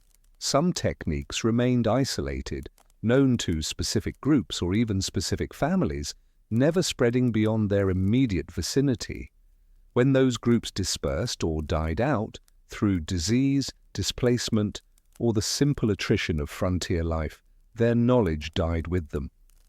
The archaeological record preserves the physical remnants of these lost techniques, the stones and structures they left behind, but the understanding that gave those structures meaning is gone. There are stories, passed down through oral tradition, that hint at more elaborate systems than archaeology has yet uncovered. Evenki elders speak of stone wombs, chambers built deep in the earth, lined with special stones that could hold heat for days, that could keep a space warm enough for survival even when no fuel could be burned. These chambers were supposedly built by ancestors during periods of extreme hardship, designed as refuges of last resort. The description suggests structures more sophisticated than anything documented archaeologically, underground spaces insulated by earth, lined with stones selected for their thermal properties, perhaps even incorporating water that would freeze and thaw in cycles to moderate temperature. Whether such chambers actually existed is uncertain. No clear archaeological evidence has been found, though this absence proves little in a region where excavation is difficult and most potential sites remain unexplored. The stories persist regardless, carrying with them a sense of ancient ingenuity, of knowledge that might have been real or might have been aspirational, techniques that ancestors achieved or merely dreamed of achieving. In the absence of definitive evidence, the stories occupy a liminal space between history and legend, neither proven nor disproven, remaining as possibilities that haunt the imagination. Similar stories exist among descendants of Russian settlers, tales of dwellings that stayed warm without fire, of old Ivan or Fyodor or Mikhail. The name varies with the telling, who discovered some secret method that was lost when he died without teaching it fully to others. These stories have the quality of legends, impossible to verify, possibly embellished through repeated telling, but suggestive nonetheless of a world where heating was not just practical necessity, but also a realm of experimentation and perhaps even mystery. They suggest that within the broader patterns of technique and tradition, there were individuals who innovated, who discovered variations or refinements that worked exceptionally well, but who failed to transmit that knowledge before circumstances intervened. Fire itself held complex meanings in these cultures. For the Russian Orthodox settlers, fire was a gift from God, a substance that separated humans from animals, that enabled civilization and survival.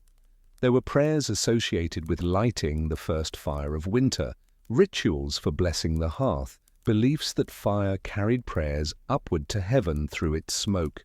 The hearth was the spiritual center of the home, blessed and maintained with care that went beyond practical necessity. But older beliefs existed beneath this Christian overlay, beliefs that predated Orthodox conversion, that traced back to pre-Christian Slavic traditions, and that had been only partially suppressed or transformed by centuries of Christianity. These older beliefs held that fire was alive, that it had a spirit that could be pleased or offended, that must be respected and never insulted. You did not spit into fire, did not curse near it, did not let it die through neglect. To do so was to invite misfortune, illness, the cold death that stalked the winter landscape. Indigenous beliefs were similarly complex. The Evenki believed that fire was one of the fundamental spirits of the world, related to the sun, to the thunder, to life itself.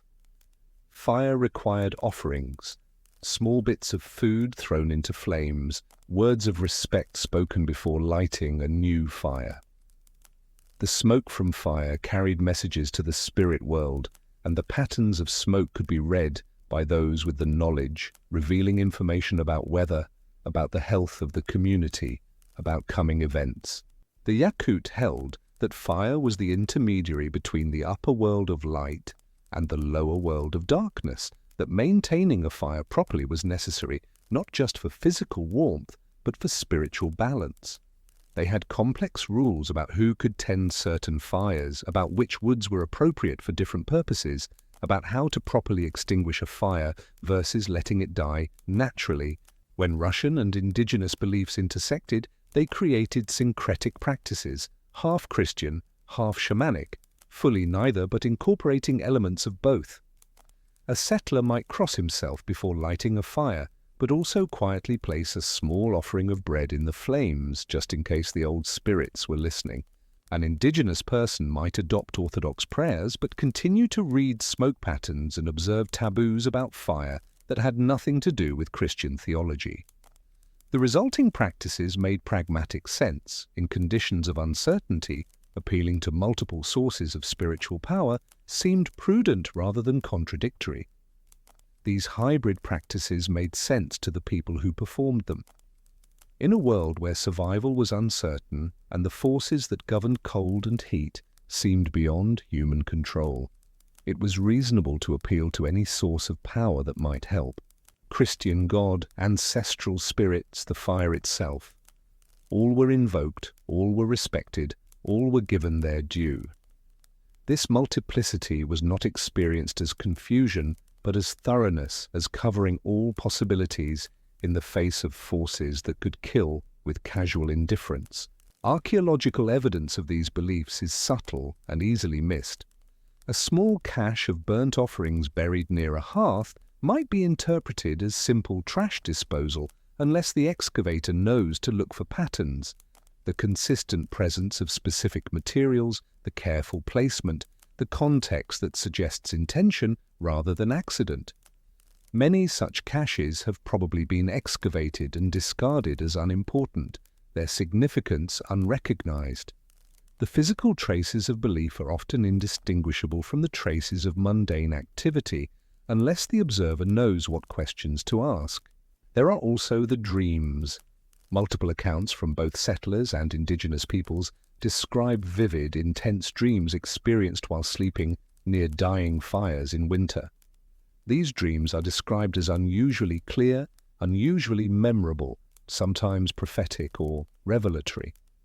They feature recurring themes, journeys through cold landscapes, conversations with deceased relatives, visions of summer warmth, encounters with animal spirits. Modern researchers might attribute these dreams to carbon monoxide exposure from poorly vented fires, to the altered consciousness that comes from cold, and near starvation, to the psychological effects of isolation and monotony. These explanations are probably correct, but they do not capture what such dreams meant to the people who experienced them. For frontier settlers and indigenous peoples alike, these fire dreams were significant experiences, events that shaped understanding and sometimes influenced important decisions. A dream might be interpreted as guidance from ancestors, as warning from spirits, as prophecy of coming weather or fortune, and actions would be taken accordingly. Some people claimed that certain stones, when heated properly and placed in specific configurations, produced dreams of particular clarity or power. Whether this was true or whether the belief itself created a psychological condition that made dreams more memorable is impossible to determine. The stones remain silent on this question, but the persistence of such claims across different groups and time periods suggests that something about the experience of sleeping near stone-heated spaces felt distinctive to those who did so. There is a site, rarely visited, high in the mountains west of Lake Baikal, where Soviet-era archaeologists discovered something they could not explain. A series of stone circles, each perhaps 8 feet in diameter, arranged in a larger pattern that suggested deliberate design. Each circle was lined with fire-cracked stones, evidence of intense and repeated heating. But the circles were too far from any settlement, too high in the mountains, in a location that offered no obvious advantage for habitation. The archaeologists documented the site and proposed various theories. Perhaps it was a seasonal gathering place, though for what purpose remained unclear. Perhaps it was a site for specialized activities, smithing was suggested, though no evidence of metalwork was found. Perhaps it was ceremonial, though the culture that created it and the ceremonies performed there were unknown. One researcher noticed that the stone circles aligned with certain astronomical features: the rising sun at winter solstice, the position of particular stars. This alignment might have been intentional, might have been coincidental. The researcher published a careful paper outlining the possibilities without making definitive claims, and the site was added to the long list of Siberian mysteries that might never be fully understood. The mountain site remains undisturbed, visited occasionally by researchers who measure and photograph but extract no new clarity. In the museums of Irkutsk and Krasnoyarsk, there are artifacts recovered from old settlement sites: iron tools, ceramic fragments, pieces of carved bone. Among these artifacts are objects whose purposes remain unclear: flat stones with holes drilled through them at precise intervals, clay tablets impressed with patterns of lines and dots, wooden implements with curved surfaces that seem designed for some specific task that has been forgotten. Curators label these objects as domestic items, purpose unknown, or possible ceremonial objects. They sit in storage drawers or display cases, orphaned from the context that would give them meaning. Perhaps some of these objects related to heating practices, tools for arranging stones, templates for building smoke holes, devices for measuring temperatures or testing wood. Or perhaps they were for entirely different purposes unrelated to fire and heat, their functions lost when the last person who knew how to use them died without passing that knowledge forward. The written records from the period are sparse and often unreliable. Russian administrators in Siberian outposts sometimes filed reports about the territories under their jurisdiction, but these reports focused on taxation, population counts, and political stability. Details of daily life, of how people heated their homes or managed their fires, were considered too trivial to document. When such details appear in records, they are usually mentioned in passing, in contexts that make them difficult to interpret. One report from 1807 mentions that settlers in a particular region were using stones of the pagan method for heating, and that Orthodox priests were concerned this practice indicated insufficient Christian devotion. But the report does not explain what this method involved, why it was considered pagan, or what the priests wanted done about it. The detail is tantalizing but ultimately uninformative. It confirms that something distinctive was happening, that indigenous techniques were being adopted by settlers, that religious authorities noticed and disapproved, but the actual practice remains obscure. Another document from 1823 describes a conflict between settlers and indigenous people over access to a particular hillside where the good heating stones could be found. The document indicates that the dispute was resolved through some kind of agreement, but again, details are absent. What made these particular stones good for heating? Why were they scarce enough to fight over? The document does not say. Perhaps the stones had specific thermal properties, high heat capacity, resistance to cracking when heated, ability to retain warmth for extended periods, that made them superior to alternatives. Personal writings, letters, diaries, memoirs are even rarer. Most frontier settlers were illiterate or barely literate, and those who could write had little time or resources for documentation. The few surviving personal accounts focus on dramatic events, dangerous journeys, violent conflicts, natural disasters. The mundane details of daily survival, including heating practices, are rarely mentioned, presumably because they were so routine as to seem unworthy of recording. There is one exception, a diary fragment recovered from a settlement that was abandoned in the 1840s. The author, whose name is illegible, describes experimenting with different configurations of stones beneath the floor, trying to achieve better heat distribution. The entries are brief and technical, noting which arrangements worked better or worse, occasionally mentioning failures or small successes. Then the diary simply ends, the last entry mid-sentence, the rest of the pages blank or lost. What happened to the author is unknown. The fragment survives as a glimpse into the mind of someone engaged in patient experimentation, someone thinking systematically about problems of heat and survival, but this person remains anonymous, their story incomplete. Modern attempts to recreate historical heating methods have had mixed success.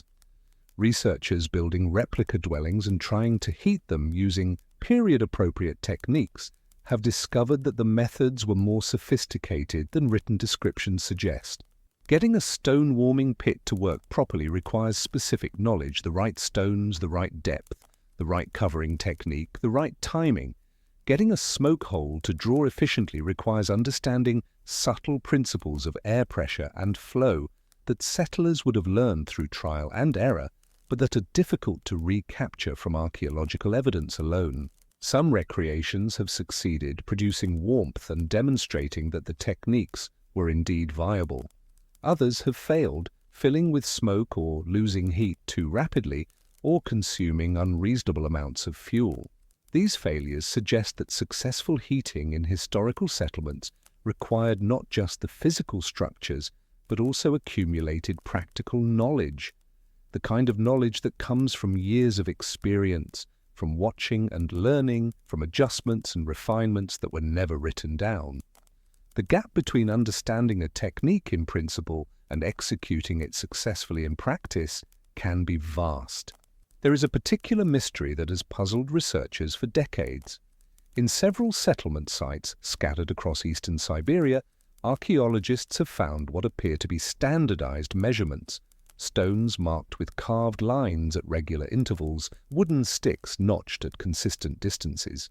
These measurement tools seem to have been used in construction, possibly for ensuring that smoke holes were built to specific dimensions or that stone pits were excavated to particular depths. The standardization suggests an attempt to replicate successful designs, to preserve knowledge about what worked, by encoding it in physical standards.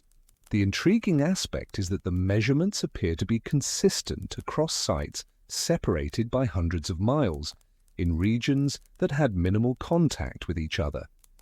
This consistency suggests that knowledge about optimal dimensions for heating structures spread across vast distances, transmitted through some network of communication that left no other trace. Or perhaps the consistency is coincidental, the result of different people independently discovering the same optimal proportions through experimentation. The question remains open. There are also the botanical mysteries. Analysis of charcoal from old hearths reveals that settlers burned a wider variety of wood species than might be expected, including woods that are difficult to work with or that produce problematic smoke. Some of these choices make sense in context. During periods of desperation, any fuel is better than no fuel. But other patterns are harder to explain, certain woods appearing preferentially during specific times of year, mixing of woods in ratios that seem deliberate rather than random. One theory is that different woods were believed to have different properties beyond their heating value. Perhaps certain woods were thought to ward off illness, or to produce smoke that was less harmful, or to create dreams of particular types. Indigenous traditions from the region do include beliefs about the spiritual properties of different tree species, and it is plausible that settlers adopted some of these beliefs or developed parallel beliefs of their own. Larch might be favored for its association with longevity, birch for purification, pine for its resistance to rot and decay. But proving such beliefs existed is difficult. The charcoal analysis shows what was burned, but not why. The patterns might reflect practical considerations that modern researchers do not understand, might reflect beliefs that were never articulated explicitly, or might be purely random variations misinterpreted as meaningful patterns. Without written records or surviving oral testimony, the wood choices remain another tantalizing puzzle. In the folk traditions that survived into the 20th century, collected by ethnographers before they could be completely lost, there are references to fire songs that settlers sang while building hearths or lighting first fires of winter. The songs were supposed to ensure that the fire would burn well, that smoke would draw properly, that warmth would last through the cold months. Most of these songs have been forgotten, but a few fragments were recorded. They represent another form of knowledge transmission, not technical instruction, but ritualized performance that encoded proper practice. One fragment, collected in the 1920s from an elderly woman whose family had lived on the frontier, goes like this. Stone below, flame above, smoke between carries the warmth of summer through winter's long night. The words are simple, almost childish, but they encode practical knowledge, the importance of stone heat storage, the management of flames and smoke, the connection between proper construction and sustained warmth. Whether such songs actually helped with heating is, of course, debatable, but they served a purpose regardless. They transformed the technical work of building and maintaining fires into something ritualistic, something that connected the individual to tradition and community. Singing the song meant following the method, and following the method meant doing what had worked for previous generations. The song was a mnemonic device, a quality control mechanism, and a source of psychological comfort all at once. The archaeological and ethnographic record, fragmentary as it is, suggests a world where heating was much more than a simple technical problem. It was a realm of accumulated knowledge, cultural exchange, spiritual belief, and constant experimentation. The methods used were practical but also meaningful, effective but also mysterious, successful but also incompletely understood even by those who used them.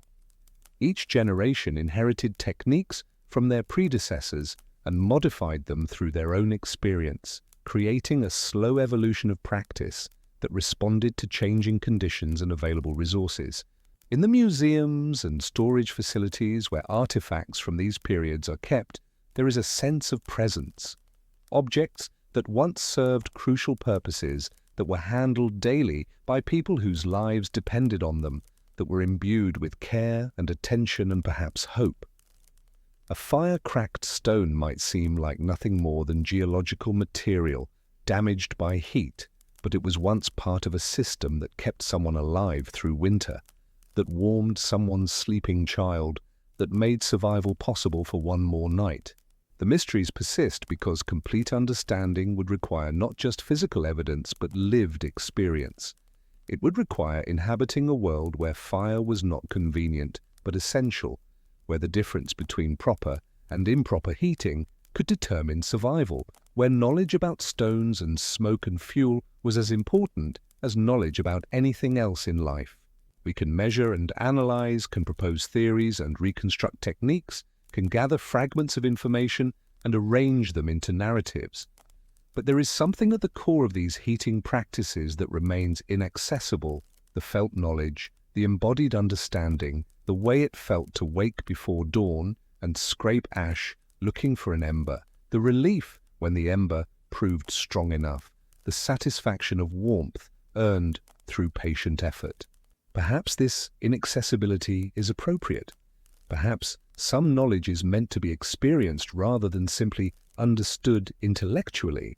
The stones beneath the frozen earth hold their secrets quietly, waiting for questions that may never be fully answerable, bearing witness to lives lived in close attention to fire and cold, to communities that survived through ingenuity and endurance, to centuries of winter nights when warmth was all that mattered, and warmth was never certain.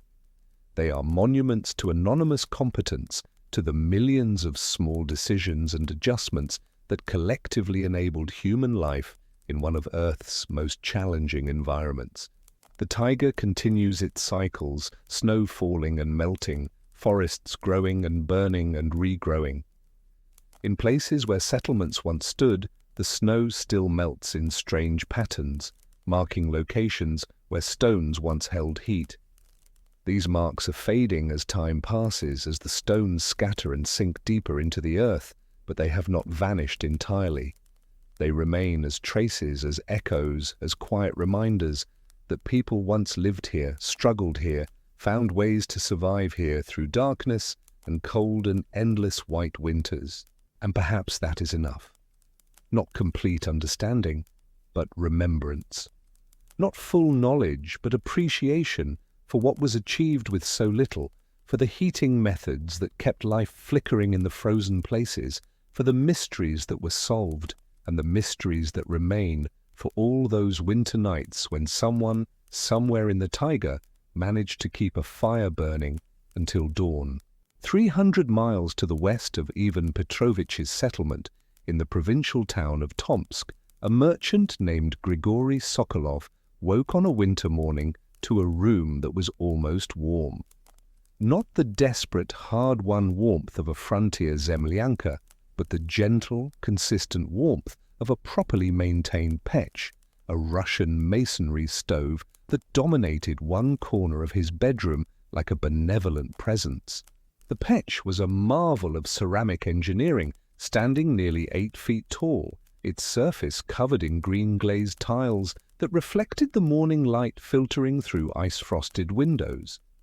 Inside this structure, a complex system of chambers and channels captured heat from burning wood and distributed it slowly, evenly, through the thick walls of the stove. A fire lit in the morning would keep the pech radiating warmth for 12 hours or more, and the surface of the stove never grew dangerously hot, warm enough to lean against comfortably, to dry clothes, to heat water in a kettle, but not hot enough to burn. Sokolov rose from his bed, a proper bed, with a wooden frame and a mattress stuffed with wool and feathers, and walked barefoot across floorboards that were merely cool rather than freezing. His wife still slept, buried beneath quilts that were luxuries in themselves, cotton fabric, goose-down filling, stitching done by craftswomen in workshops rather than by exhausted family members in smoky dwellings. In the next room, he could hear his children stirring, their voices carrying through the house without the muffled quality that smoke and low ceilings imposed on frontier homes. A servant had already risen. Servants always rose first, their schedules dictated by the needs of the household rather than by the sun. She had lit the fire in the main petch hours before dawn, had swept the floors, had begun preparing breakfast in the kitchen where a second, larger stove provided both heat and cooking surface. By the time Sokolov descended to the dining room, tea would be ready, prepared in the samovar that was another marker of comfort and status, a brass vessel that kept water hot through the morning, ready for tea drinking that could be leisurely rather than rushed. This was not the frontier. This was not survival measured in armloads of wood and the terror of dying embers. This was comfort purchased through wealth accumulated from trade, furs from the interior, grain from agricultural regions, tea and silk, and manufactured goods moving along routes that connected Siberia to European Russia and beyond to China and the wider world.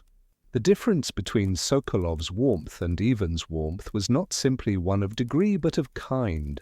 Ivan's warmth was active, constantly earned, constantly maintained, always precarious. Sokolov's warmth was passive, built into the structure of his life, maintained by others, so reliable as to be almost invisible. Ivan thought about fire constantly because fire was never certain. Sokolov thought about fire rarely because it was always there, managed by servants, fueled by wood he purchased rather than gathered, burning in stoves designed by craftsmen who understood principles of thermodynamics that Ivan could only intuit through trial and error. The pech itself represented generations of refinement. The basic concept, a masonry stove with internal channels to capture and distribute heat, had existed in various forms across northern Europe and Russia for centuries, but the design had been continuously improved, adapted, optimized. The channels inside were carefully sized to create proper draft while maximizing heat extraction. The tiles were not merely decorative but functional, providing thermal mass that absorbed and released heat gradually. The placement of the stove in the home was calculated to provide warmth to multiple rooms through shared walls. Wealthy families employed stove builders, specialists who understood the complex relationship between fuel, airflow, and heat transfer. These craftsmen commanded good wages and were in constant demand, traveling from town to town, building and repairing stoves according to well-established principles. They used standardized dimensions, proven designs, materials selected for their thermal properties. The result was heating that worked reliably, season after season, with minimal adjustment required. Sokolov's house had multiple pechs, one in the main living area, one in the master bedroom, smaller ones in the children's rooms. There was also a separate kitchen stove, designed primarily for cooking, but contributing to the overall warmth of the house.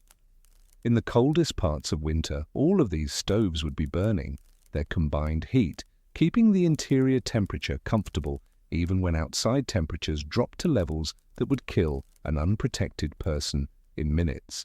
The fuel for these stoves came from professional woodcutters, men who worked in the forests surrounding Tomsk, felling trees, processing them into uniform logs, transporting them to town on sleds during winter and barges during summer. Sokolov purchased wood by the cord, paying prices that would have been unimaginable to frontier settlers. But for him, this expense was simply part of the household budget, no more remarkable than the cost of food or clothing. The wood was stored in a shed behind his house, stacked neatly under a roof that kept it dry. A servant brought wood into the house as needed, maintaining a supply beside each stove so that the fires could be fed without interruption. The wood was good quality, properly seasoned birch and pine, split to uniform sizes, free from rot or excessive moisture. It burned cleanly, producing minimal smoke, and the pecks were designed to channel what smoke was produced efficiently up chimneys that rose above the roofline, venting into the open air rather than accumulating inside. This careful management of smoke was another marker of privilege. Frontier dwellings were chronically smoky because proper chimney construction required resources and expertise that were rarely available. But in towns where builders had access to brick and mortar, where chimney design was a developed craft, smoke could be eliminated almost entirely. Sokolov's house smelled of tea and cooking food and the faint, pleasant scent of burning wood, but not the acrid, throat-burning smoke that permeated every frontier dwelling. The windows of Sokolov's house were another luxury. Glass was expensive, especially in Siberia, but his house had real glass windows, small panes set in wooden frames, allowing light to enter while keeping cold air out. The glass was imperfect, full of bubbles and distortions, but it was infinitely better than the alternatives that frontier settlers used. Oiled cloth that admitted dim light but no clarity, or wooden shutters that kept out cold but also plunged interiors into darkness, or in the worst cases, simply gaps in walls that had to be stuffed with cloth and moss. In deepest winter, ice would form on the interior surfaces of these windows, frost creating intricate patterns that children found endlessly fascinating. But the ice was a minor inconvenience rather than a sign of failing insulation. The pecks provided enough heat that the main rooms stayed comfortable despite the cold radiating from the windows. Sokolov's children grew up taking warmth for granted. They played indoors through winter, their games noisy and energetic because they had the space and the warmth to be active. They did not huddle near fires, did not wear all their clothes to bed, did not wake to rooms so cold that their breath froze in the air. Winter for them was a season of sleigh rides and snowball fights and coming inside to hot tea and warm rooms, rather than a season of survival and fear. Education was possible in this environment. Sokolov employed a tutor who came to the house several times a week, teaching his children to read and write and calculate, skills that required light and warmth and time, all things that frontier children rarely had in sufficient quantity. The children did their lessons at a table in the main room, near but not too close to the pech, the temperature comfortable enough that their fingers did not go numb, the light from the windows adequate for reading, the smoke-free air allowing them to concentrate without constant irritation. But even within the merchant class there were gradations of comfort. Sokolov was prosperous but not wealthy in the way that the greatest merchants were wealthy, not rich in the way that government officials could be rich. His house was comfortable but modest compared to the mansions that the truly elite occupied. In Irkutsk, the administrative capital of eastern Siberia, the governor's residence was a palace by Siberian standards. Built of brick and timber, it stretched across an entire block with dozens of rooms arranged around central halls and corridors. The heating system was extraordinary, multiple pecks, each one a masterwork of tile and masonry, fed by a staff of servants whose primary job was maintaining fires. The pecks in the governor's residence were decorated with imported tiles from European Russia, some from as far away as Holland, depicting pastoral scenes and classical motifs, transforming functional heating into artistic display. The governor hosted balls during winter, events where military officers and administrators and wealthy merchants gathered in rooms heated to temperatures that allowed women to wear light silk dresses without shawls. Musicians played while people danced, and the windows, larger and clearer than those in Sokolov's house, revealed the winter night outside, the contrast between interior warmth and exterior cold becoming a form of theatrical display. Look, the architecture seemed to say, at what civilization can achieve, look at how thoroughly we have defeated the cold. These balls took place in rooms lit by candles, dozens of candles, sometimes hundreds, their combined light and heat adding to the warmth provided by the pecks. The cost of heating such an event was substantial, but cost was irrelevant to those who commanded the resources of the state.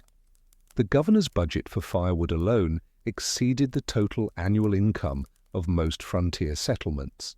The governor's personal quarters included a study where he worked on administrative documents, a room kept particularly warm because ink would freeze in cold conditions and writing with stiff fingers was difficult. A petch in this room was fed continuously through the day, ensuring that the temperature never dropped enough to make work uncomfortable. Maps on the walls showed the vast territory under his nominal control, thousands of square miles of taiga and tundra, settlements scattered like seeds across impossible distances, populations that existed at the very edge of survival. The warmth of his study made this cold empire seem abstract, distant, manageable. The meals served in elite households were themselves markers of privilege. While frontier settlers rationed grain and survived on porridge and black bread, merchants and officials dined on meat and fish, on preserved fruits and vegetables purchased from agricultural regions, on delicacies imported at great expense. The kitchens where this food was prepared were warm spaces, heated by cooking stoves that burned throughout the day, places where servants worked in relative comfort compared to the brutal conditions of outdoor labor. Hot food was a luxury that frontier families rarely enjoyed in winter. Cooking required fuel, and fuel was too precious to use for anything beyond the minimum necessary for survival. Meals were often lukewarm at best, eaten quickly before they cooled further. But in wealthy households, food arrived at the table hot, sometimes kept warm in serving vessels designed for that purpose, eaten leisurely while conversation flowed, and the pecks radiated their steady heat. Tea drinking was particularly important in Russian culture, and in wealthy households it became an elaborate ritual. The samovar, literally self-boiler, was a device that used a small amount of fuel to keep water hot for hours, allowing tea to be prepared throughout the day without repeatedly boiling water from cold. The samovar sat in a place of honor in dining rooms or drawing rooms, its brass or copper surface polished to a gleaming shine, steam rising gently from its spout, a constant symbol of comfort and hospitality. Frontier settlers had heard of samovars, but few had ever seen one. The devices were too expensive, too delicate for rough conditions, too extravagant in their fuel consumption. On the frontier, water was boiled when absolutely necessary, in simple pots hung over fires, and drunk quickly before it cooled.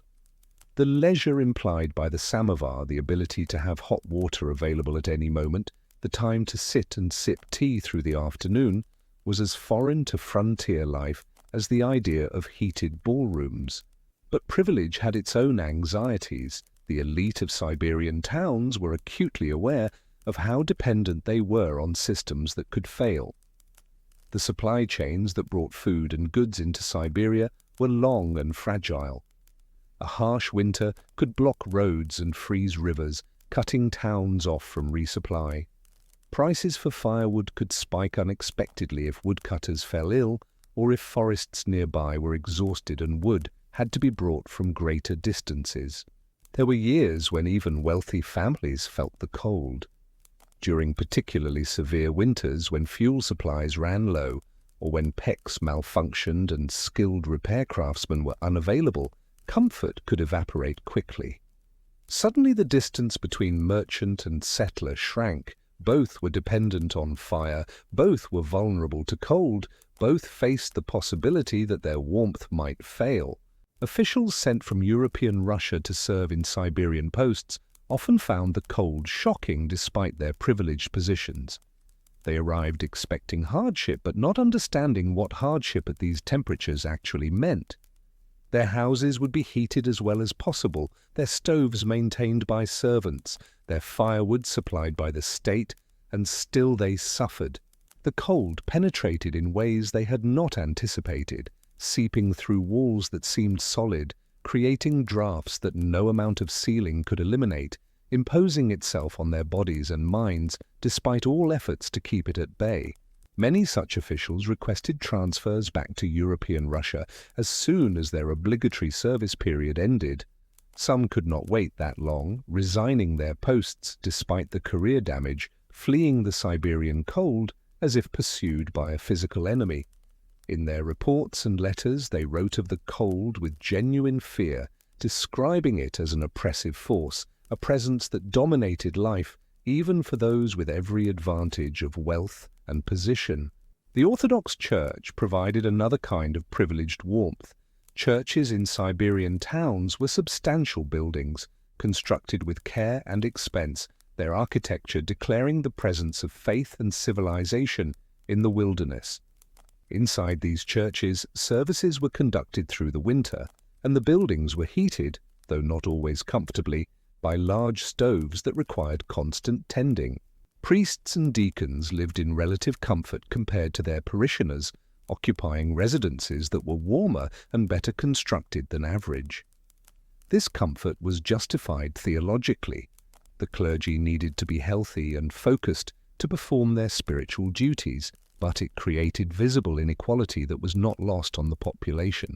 Frontier settlers who struggled desperately to keep their families alive through winter could see that the priest's house had glass windows and that smoke rose from a proper chimney, and these observations generated complicated feelings of resentment mixed with respect for the church's authority. The monasteries that existed in some Siberian regions were even more privileged. Monastic communities had access to donated labor, to resources provided by wealthy patrons, to organizational structures that allowed for efficient wood gathering and storage. Monks lived in cells that were small but adequately heated, and the communal spaces, refectories, chapels, workshops, were kept warm enough for their intended purposes. But monastic life also imposed its own hardships. Asceticism was valued, and excessive comfort was spiritually suspect. Some monasteries maintained deliberately cold cells as a form of spiritual discipline, the cold serving as a reminder of mortality and a tool for focusing the mind on eternal rather than temporal concerns. Other monasteries found a middle path, providing adequate warmth for health while avoiding luxury. Military garrisons scattered across Siberia represented yet another form of privileged warmth, though here privilege was relative and often minimal. Soldiers lived in barracks that were heated communally, large rooms with central stoves where dozens of men slept in close quarters. The warmth was provided by the state, wood supplied from military stores, the fires maintained according to regulations that specified how much fuel could be used per day. Conditions in these barracks were better than frontier dwellings but worse than merchant houses. The warmth was adequate but not comfortable, and overcrowding meant that diseases spread rapidly when they entered the garrison. Soldiers who became ill often died not from the illness itself, but from the impossibility of recovery in cold, crowded, unsanitary conditions. Officers fared better, occupying separate quarters with better heating and more space. The hierarchy of military rank translated directly into a hierarchy of warmth, with the commanding officer's residence being the warmest building in the garrison, heated as well as any merchant's house, while common soldiers huddled together in barracks that were merely sufficient for survival. The indigenous peoples, who had been partially incorporated into Russian administrative structures, occupied an ambiguous position in this hierarchy of warmth. Some had been settled in permanent villages, their traditional nomadic lifestyles discouraged or forbidden, their heating practices altered to conform to Russian expectations. These settled indigenous people built log structures similar to Russian dwellings and used Russian-style stoves, though they often modified these structures according to their own knowledge and preferences. Others maintained more traditional lifestyles, continuing to move with reindeer herds or to fish and hunt according to seasonal patterns. Their heating methods remained largely unchanged, though they increasingly incorporated Russian tools, metal axes and knives that made wood processing easier, metal pots that could be placed directly in fires, fabric that could be used alongside traditional hide for clothing and shelter coverings. The relationship between indigenous heating knowledge and Russian heating practice was complex and not entirely one-directional. Some Russian settlers learned valuable techniques from indigenous neighbors, methods for traveling safely in extreme cold, ways of building shelters quickly from available materials, knowledge about which plants could be used for insulation or fire starting. But the overall flow of cultural influence was toward Russification, and traditional indigenous knowledge was often devalued or dismissed, even as it was being quietly adopted in modified forms. There were also the exiles, political prisoners, criminals, and others sent to Siberia as punishment. These people existed in a shadow world between the desperate poverty of frontier settlers and the relative security of permanent residents. Some exiles were educated, cultured people who had fallen afoul of authorities, and they found themselves in dwellings that were cruder than anything they had previously experienced, struggling with heating methods they had never needed to understand before. The memoirs of educated exiles provide some of the most detailed descriptions of Siberian heating practices, because these writers had the literacy and motivation to document their experiences. They wrote about the shock of living in smoke-filled zemlyanki, about learning to manage fires for the first time in their lives, about the constant cold that no amount of fire seemed to fully defeat. Their writings reveal how profound the privilege of warmth had been in their previous lives, a privilege so complete they had not even recognized it as privilege until it was taken away. Some exiles adapted, learning the skills necessary for survival, becoming in time almost indistinguishable from other frontier settlers. Others did not adapt and died from cold, from illness, exacerbated by cold, from despair. The exile system was brutal in many ways, but perhaps its cruelest aspect was the way it stripped away comfort so completely that survival itself became the only achievement possible. Traders and merchants who traveled between settlements and towns experienced the full spectrum of Siberian warmth. They might spend one night in a comfortable inn in Tobolsk, sleeping in a bed beside a well-maintained pech, and the next night in a crude way station where the heating was barely adequate, and the night after that in the open, camping beside a fire that held the cold at bay, but never defeated it. These travelers developed a kind of adaptability, an ability to find whatever warmth was available and make do with it, but they also developed a deep appreciation for good heating when they encountered it. The inns that existed in larger towns were themselves interesting studies in heating economics. The best inns had rooms with individual pecks, allowing guests to control their own warmth. Cheaper inns had communal heating, large stoves in shared spaces where multiple guests gathered. The cheapest accommodations offered nothing more than a roof and walls, with travelers expected to provide their own warmth through clothing and blankets. The price of a room corresponded directly to the quality of heating provided, because in winter, warmth was the primary commodity that travelers needed. The seasonal variations in Siberian towns created a rhythm where summer was a time of preparation for winter's heating demands. During the short, warm months, wood was cut and stacked, stoves were inspected and repaired, chimneys were cleaned, tiles were replaced if damaged. Wealthy households hired craftsmen to perform these tasks professionally, ensuring that when cold returned, their heating systems would function properly. Poorer households did what they could with their own labor and limited resources, knowing that any failure in preparation might be fatal once winter arrived. There was also the question of servants and their warmth. In wealthy households, servants lived in quarters that were typically the coldest parts of the house, rooms near exterior walls, spaces without pecks, areas where heat from the main stoves barely reached. Servants rose early to light fires for their masters, working in cold conditions so that by the time the family woke, warmth would be established.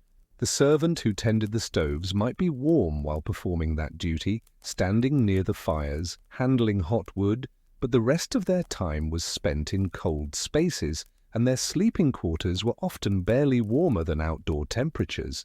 This hierarchy of warmth within households mirrored the larger social hierarchy. Warmth flowed toward power, toward wealth, toward status. Those at the bottom of social structures, servants, laborers, frontier settlers, indigenous people, increasingly marginalized in their own lands, experienced cold more directly, more constantly, with less buffer between their bodies and the winter environment. Those at the top experienced cold as an abstract threat, something that existed outside their well-heated spaces, something managed by others on their behalf. Yet, even the elite could not entirely escape the cold. Siberian winter imposed itself on everyone, regardless of privilege. Officials might work in heated offices, but they still had to travel between buildings, still had to venture outside for various necessities, still experienced the bite of wind and the way extreme cold penetrated even the best clothing. Merchants might sleep in warm bedrooms, but they still had to oversee business operations that required exposure to the elements, still had to walk through frozen streets where the cold found every gap in their fur coats and felt boots. And there was always the knowledge, sometimes explicit, sometimes buried, but never entirely absent, that this comfort was contingent. A fire in the woodshed could destroy a season's fuel supply. A harsh winter could disrupt supply chains, making firewood scarce even for those who could normally afford it. An accident or illness could reduce a family's circumstances, transforming comfort into struggle within a season or two. The distance between the governor's warm ballroom and the frontier settler's smoky zemlyanka was measured not just in miles and rubles, but in fortune and health and the fragile stability of systems that kept civilization functioning in an environment hostile to human life. The architecture of Siberian towns reflected this hierarchy of warmth. The finest buildings, government offices, merchant houses, churches, were constructed with double walls, with insulation in the forms of packed earth or sawdust, with carefully designed roofs that shed snow while retaining heat. These buildings stood as monuments to the possibility of comfort in impossible conditions, declarations that human ingenuity could create warm spaces even in the coldest regions of the inhabited world. But surrounding these fine buildings were structures of lesser quality, houses that were adequate but not comfortable, workshops that were barely heated, storehouses that were unheated entirely. And beyond the towns, stretching to every horizon, were the forests and plains where frontier settlers lived in conditions that the town dwellers preferred not to think about too closely, where the struggle for warmth was immediate and constant and never truly won. On the coldest nights, when temperatures dropped to extremes that killed unprotected flesh in minutes, even the warm rooms of the elite seemed like fragile bubbles of warmth in an ocean of cold. The pecks burned brightly, the candles flickered, conversation and music filled the air. But outside the windows the cold pressed close, patient and inexorable, waiting for any failure of fire or fuel or vigilance. The elite could ignore this cold most of the time, could pretend that their comfort was permanent and secure. But deep in the winter night, when wind howled and temperatures plunged, even the most privileged sometimes woke and wondered if their warmth would hold, if the systems they depended on would continue to function, if the distance between their comfort and the frontier settlers' desperation was really as great as it seemed during the light of day.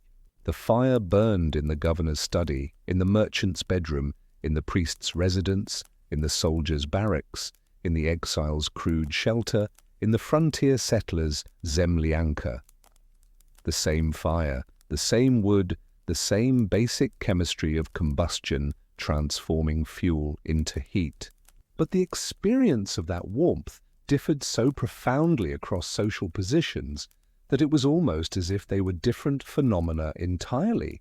Comfort in one context, survival in another, the gap between them measured in money and power, and the accidents of birth that determined who would live in warmth and who would struggle forever against the cold.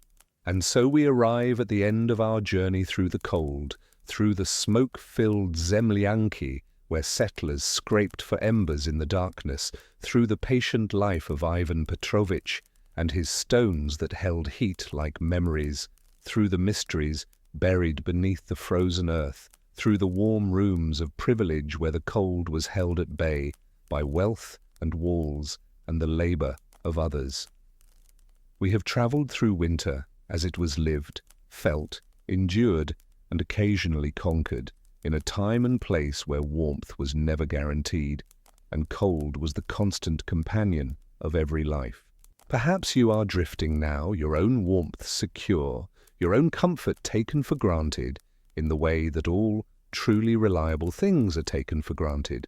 Perhaps you are lying in a room where the temperature is controlled by mechanisms you do not think about, where warmth arrives at the touch of a button or the turn of a dial, where cold is something that exists outside but never penetrates unless you choose to let it in. How different your world is from theirs. How unimaginably distant the struggles we have described must seem from where you rest now, in safety and comfort that Ivan Petrovich could not have conceived of, that the frontier settlers would have regarded as miracle or dream. Think for a moment about the distance we have traveled, not in space but in time, not in miles, but in the accumulation of knowledge and technology and infrastructure that separates your experience of winter from theirs. You are warm tonight not through your own effort, but through systems built by thousands of people you will never meet, fueled by resources extracted from the earth and refined through industrial processes, distributed through networks of pipes and wires that span continents, controlled by thermostats and algorithms that maintain your comfort automatically, invisibly, requiring nothing from you except the assumption that warmth will always be there when you need it. The settlers would not have understood this world. They would have stood in your room, in your warmth, and felt as though they had entered some impossible future, some realm where the fundamental laws of survival had been suspended. Fire without flames, heat without smoke, warmth that appears without effort, that persists without vigilance, that never threatens to die in the night. But beneath our modern comfort, the old truths remain. Heat still requires energy. Energy still requires resources. The transformation of fuel into warmth still follows the same physical laws that governed Ivan's stone pits and the frontier settlers' desperate fire tending. We have not transcended these laws, we have only hidden them behind layers of technology and distance, made them invisible through the miracle of systems that function so reliably that we forget they exist. There is a kind of wisdom in remembering what survival once demanded. Not to romanticize hardship, the frontier settlers would have abandoned their struggle in an instant if offered modern comfort, and who could blame them? But to appreciate the ingenuity and endurance that kept human life flickering in places where cold should have extinguished it entirely. They survived with so little. They made warmth from stones and smoke and patient attention. They kept fires burning through nights that seemed endless, through winters that tested every limit of human resilience. They learned and adapted and passed their knowledge forward, creating traditions of heating that spread across the taiga, that mixed and merged with indigenous wisdom, that became the foundation on which later easier comfort would be built. Ivan Petrovich was one person among millions who struggled and survived and left small improvements in their wake.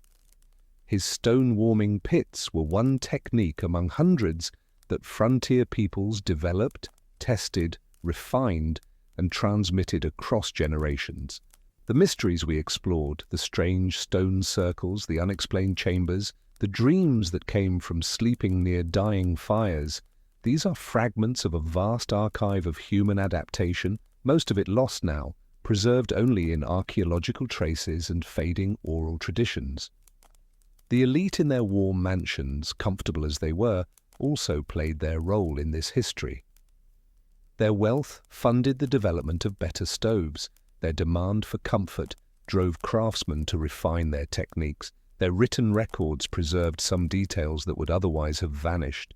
The pecks that heated their ballrooms were triumphs of thermal engineering, beautiful and functional, representing centuries of accumulated knowledge about how to capture and distribute heat efficiently.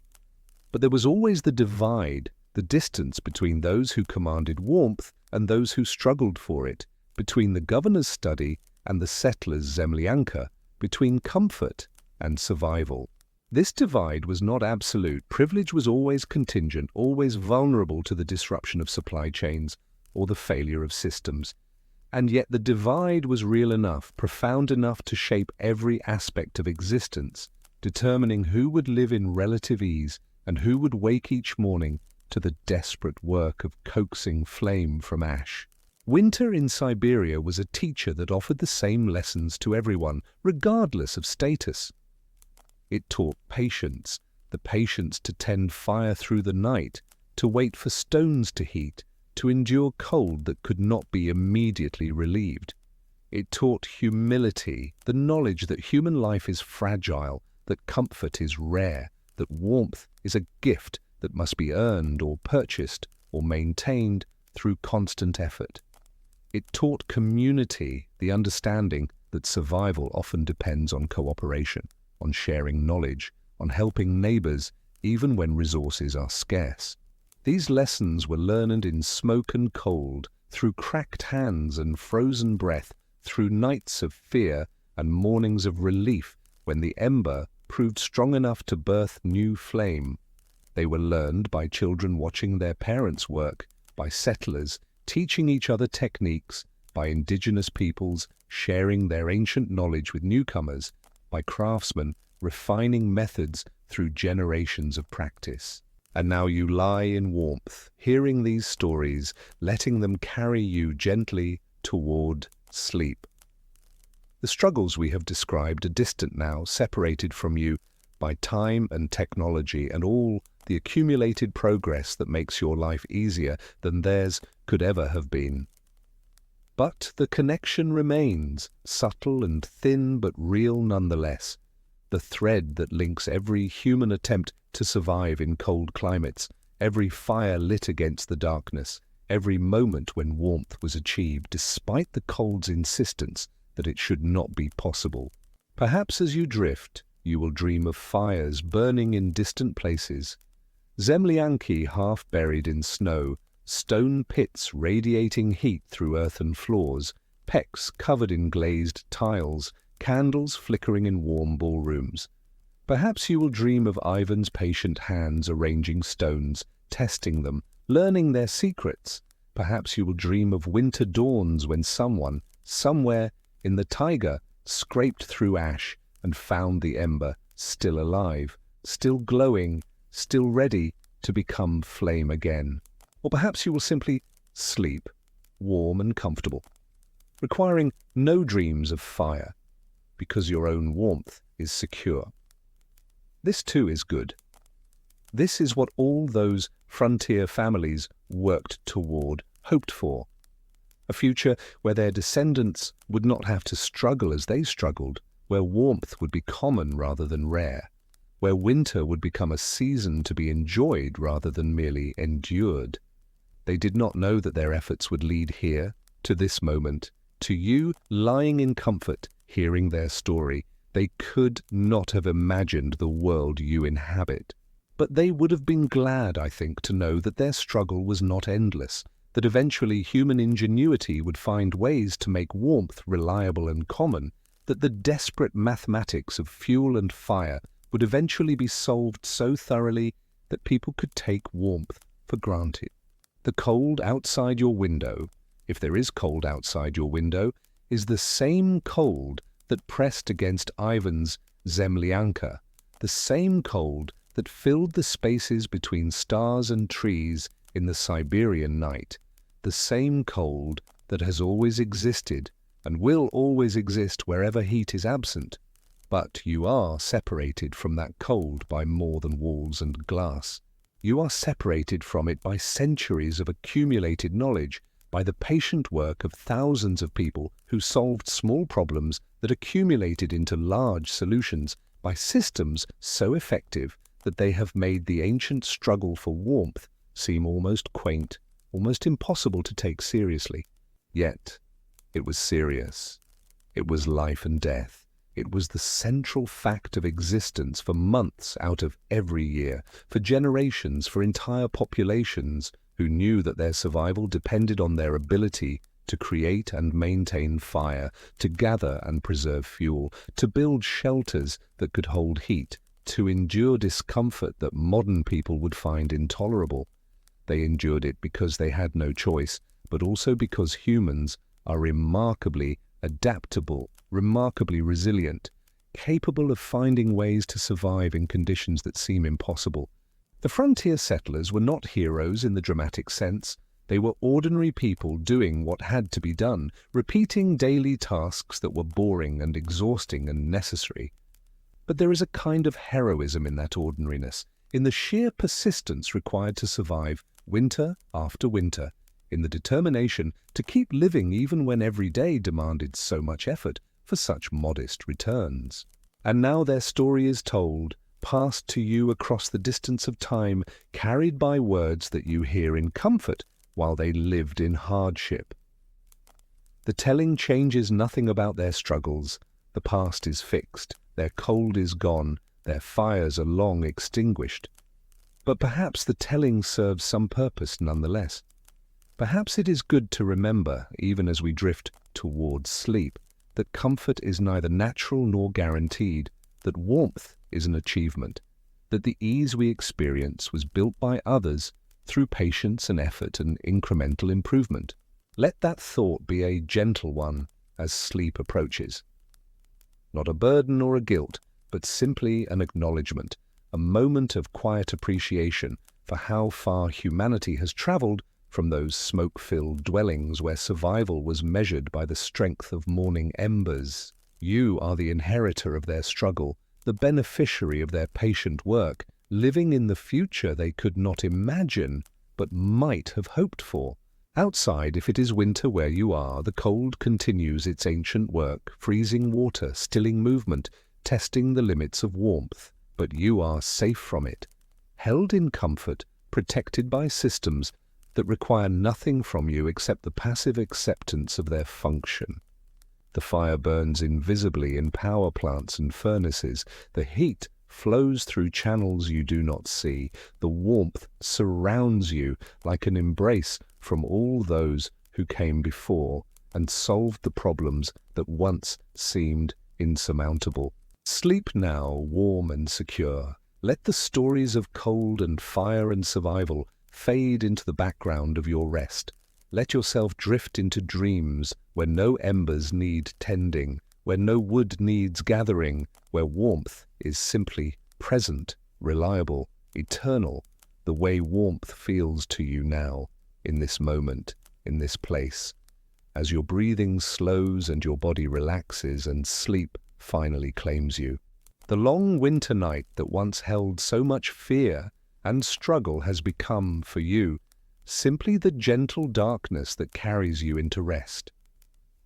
The fire that once demanded constant vigilance now burns quietly in systems you trust without thinking. The warmth that was once so precious and precarious is now so common that you notice it only in its absence. This transformation is one of humanity's great achievements, the domestication of fire, the conquest of cold, the creation of reliable comfort in a universe that tends toward entropy and coldness. From the first flame kindled by ancient hands to the invisible heat that surrounds you now. The story is one of persistent problem-solving, of knowledge accumulated and refined, of small victories that compounded into the miracle of your present ease. Rest in that miracle now. Let it hold you as you sink deeper into sleep. Let the weight of history, of struggle and survival and slow triumph become not a burden but a cushion, soft and warm, supporting you as you drift away from consciousness and into the realm of dreams.